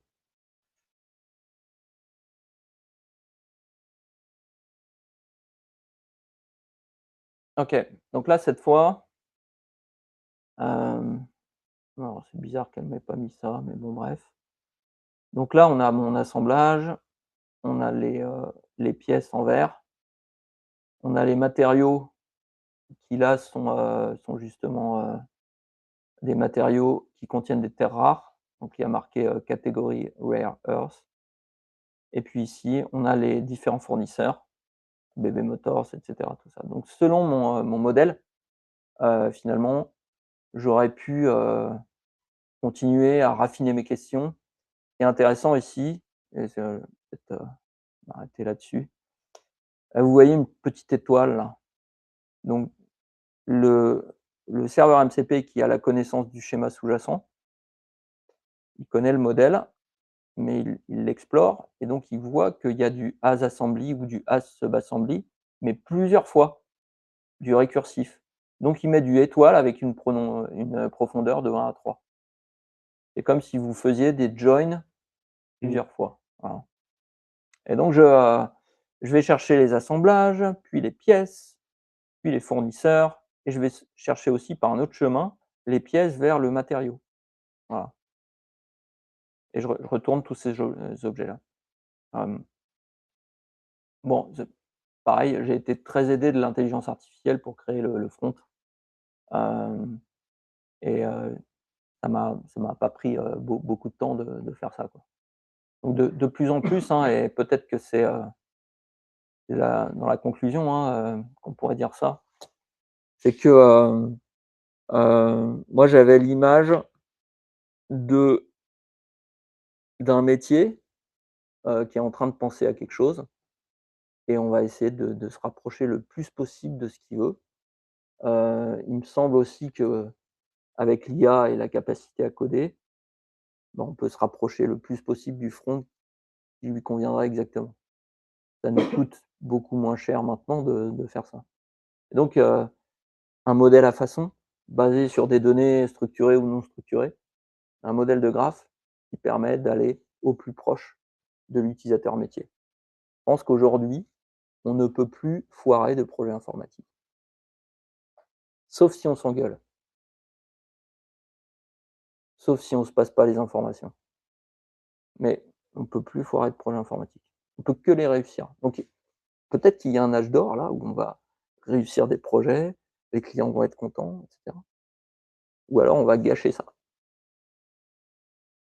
Mais voilà, moi je pense vraiment qu'un modèle de graphe, une couche sémantique permet de gérer exactement, les use cases clients.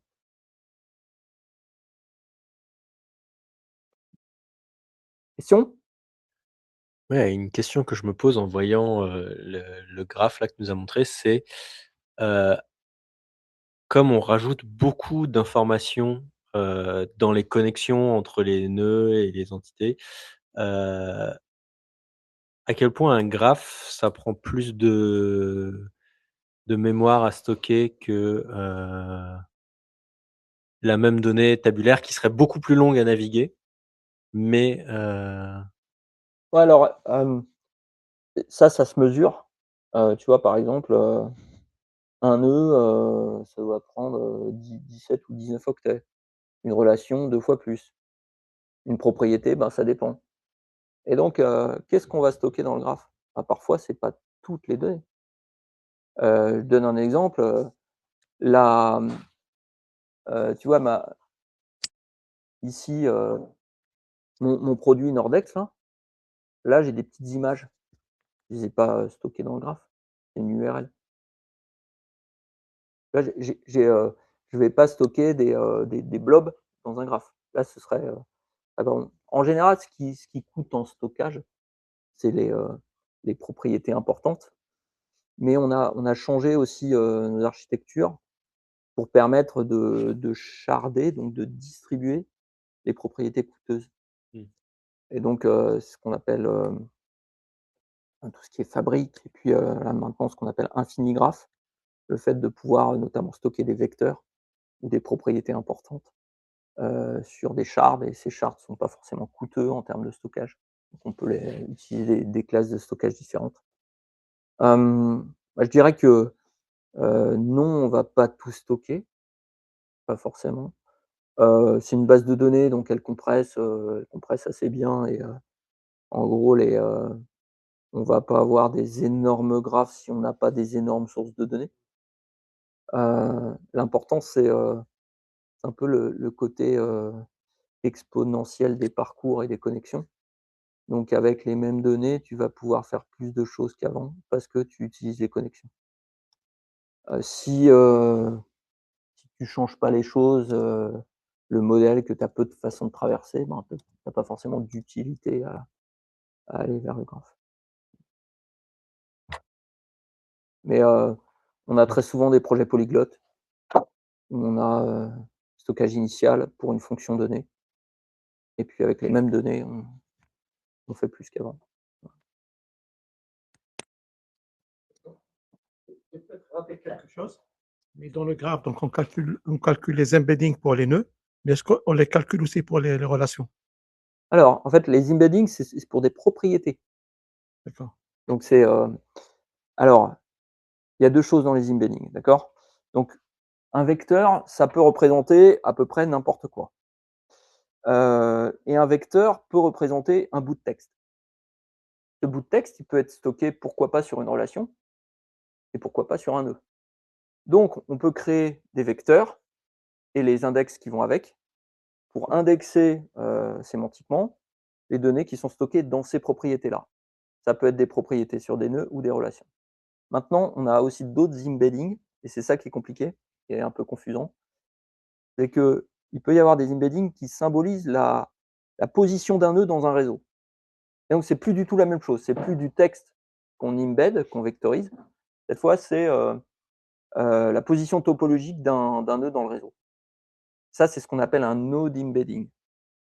Et ça correspond à un algorithme de graphe aussi. Il y a plusieurs algorithmes de graphe qui permettent. En fait, en gros, plus des node embeddings sont proches, plus on peut dire que la position topologique de chaque nœud est similaire. Donc c'est différentes choses, d'accord? Donc mais pour répondre à ta question, on peut vectoriser n'importe quelle propriété qui est portée par un nœud ou par une relation.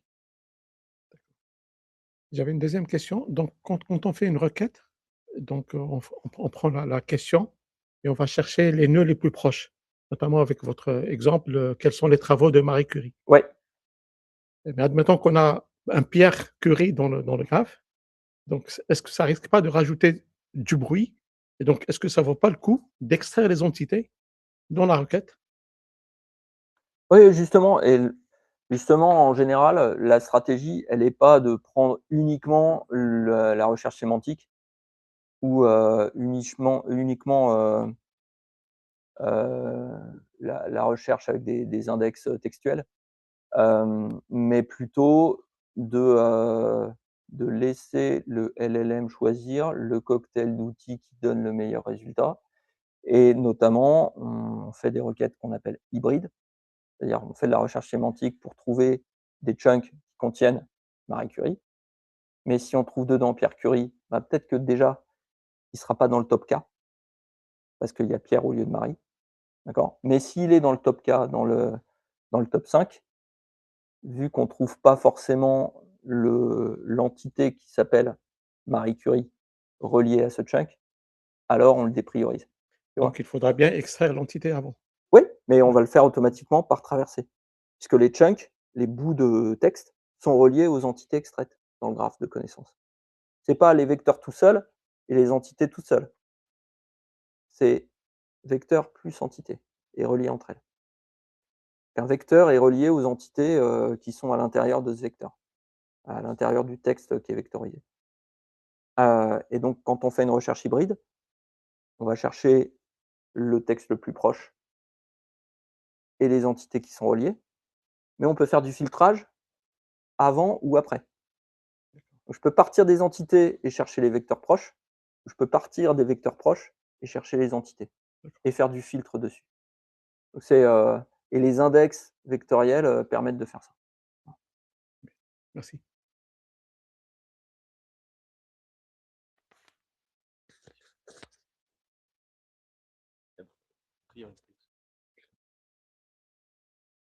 Oui, une question, générale sur l'utilisateur final, ou plutôt 3 questions qui sont liées autour de ce thème. 1re question toute simple, en sortie sur cette interface, est-ce qu'on peut demander donc d'avoir, une extraction, sous forme d'un format, de tableau classique CSV ou autre direct ou est-ce qu'on est limité au markdown? C'est la 1re question. 2e question du coup, en si j'ai bien compris cette fenêtre, c'est plutôt le front-end, utilisateur final que l'autre, on est plutôt Ouais, sur, celui l'exploration. qui va vraiment gérer, la base de données elle-même, le «data scientist» entre guillemets. Est-ce que, est-ce qu'on peut justement, je reviens toujours à ce cas un peu difficile de la PME qui est pas du tout connecté sur ce genre d'outil. Comment on va arriver à à intégrer la base de données avec des documents qui ne sont pas du tout adaptés à ce type de tri et inversement dans l'autre sens, comment on va ressortir, des documents exploitables par des gens qui ne sont pas dans du domaine? En fait, lors de l'import, donc déjà, on peut définir des modèles de graphes, d'accord? On peut créer des modèles de graphes. Et ce que je vous disais tout à l'heure, c'est que là, je vais pouvoir aller, chercher des sources de données, structurées ou non. Donc, ce qui arrive et on a déjà mis des outils en place comme le LLM Graph Builder ou des choses comme ça. Mais mettons que, sur un S3, des choses ou, peu importe la provenance, je vais partir de mes sources de données et je vais plaquer un modèle dessus existant ou en générer un avec l'IA. Du coup, je me retrouve avec un modèle de graphe, je clique sur import, ça importe les données. Donc la question du savoir-faire pour passer la donnée structurée ou pas au graphe, elle est plus là. En fait, on va faire du test and learn avec, de l'ingestion avec ou sans LLM, suivant un modèle. Voilà. Donc, encore une fois, toujours partir, question métier, qu'est-ce que je veux faire? Les sources de données à ma disposition, regarde si un modèle est capable de gérer le compromis entre les 2 et après, l'ingestion va être assistée par IA. Et c'est finalement, en fait, il faut déterminer et c'est là qu'il y a besoin de gens compétents et d'ingénieurs, notamment en data, et de se dire, «Est-ce que finalement mon process est efficace ou pas? Est-ce que j'ai besoin de l'IA pour faire une conversion, de base de données relationnelles dont je connais le modèle?» Non, c'est déterministe. Donc il y a des paradigmes comme ça de conversion. Si je devais convertir un modèle relationnel en graphe, bah, je ferais peut-être du tables for labels, c'est-à-dire que les tables qui représentent des entités vont devenir des nœuds et les tables de jointure vont devenir des relations. Je Voilà, après, des fois, il y a besoin de triturer un peu plus le modèle et de le simplifier. Il n'y a pas besoin de récupérer toutes les tables, d'une base relationnelle dans une base de graphes, c'est pas toujours le cas. Mais voilà, qu'on soit sur une problématique de PME ou de grosse boîte, c'est toujours la question de: «Qu'est-ce que je veux faire avec mes données?» Modèle à façon et import, le plus possible, en low code, voire sans code.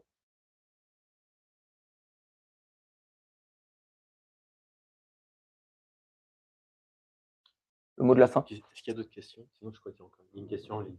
Une question en ligne? Alors,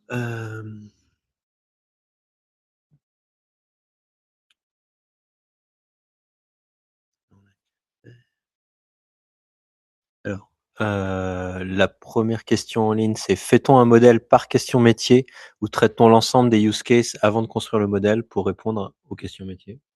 Ouais, en général, en groupe, c'est mieux, mais ça peut arriver d'avoir des schémas de base de graphes différents pour, des use cases différents. Et donc on peut, notamment dans la solution enterprise, on est compatible avec ce qu'on appelle le multi-database.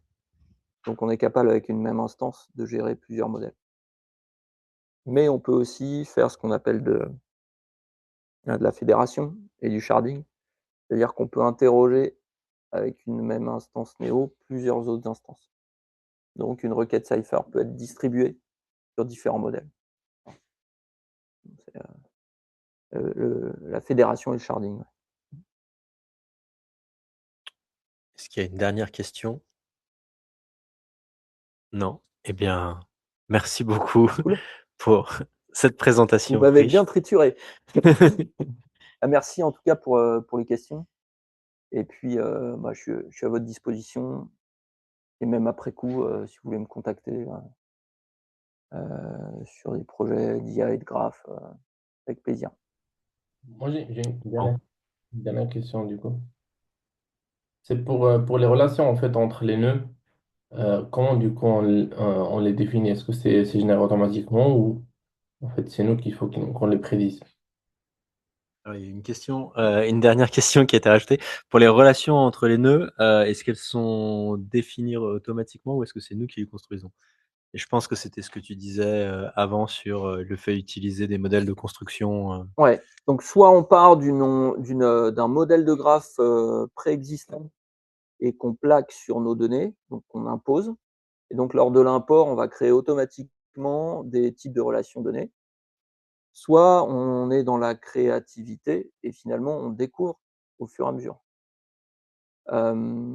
Mais on peut aussi régler, par certaines heuristiques, la le nombre de relations, qu'on veut bien découvrir et pas découvrir, tout le vocabulaire qu'il y a dans une publication scientifique, mais plutôt, aller sur un nombre de termes, qu'on peut gérer qui va être limité, quoi. Donc mon conseil, ce serait quand même de limiter le type de relation qu'on découvre, sauf quand, bah, cette relation qu'on veut découvrir, elle a un sens important. Mais et par exemple, quand, dans un document, j'ai quelqu'un qui préside une entreprise et dans un autre document, j'ai quelqu'un qui dirige une entreprise, un truc bien à faire, c'est de merger les 2, quoi. Il y a des chances que ça veuille dire un peu la même chose. Quoique, diriger et présider, pas toujours. Différence entre un DG et un PDG. Ouais. Eh ben, merci. Bon. Sur cette dernière question, je vais clore en tout cas la visio. Pour les personnes qui sont en présentiel, bah, n'hésitez pas à rester un petit peu et discuter si vous avez plus de questions.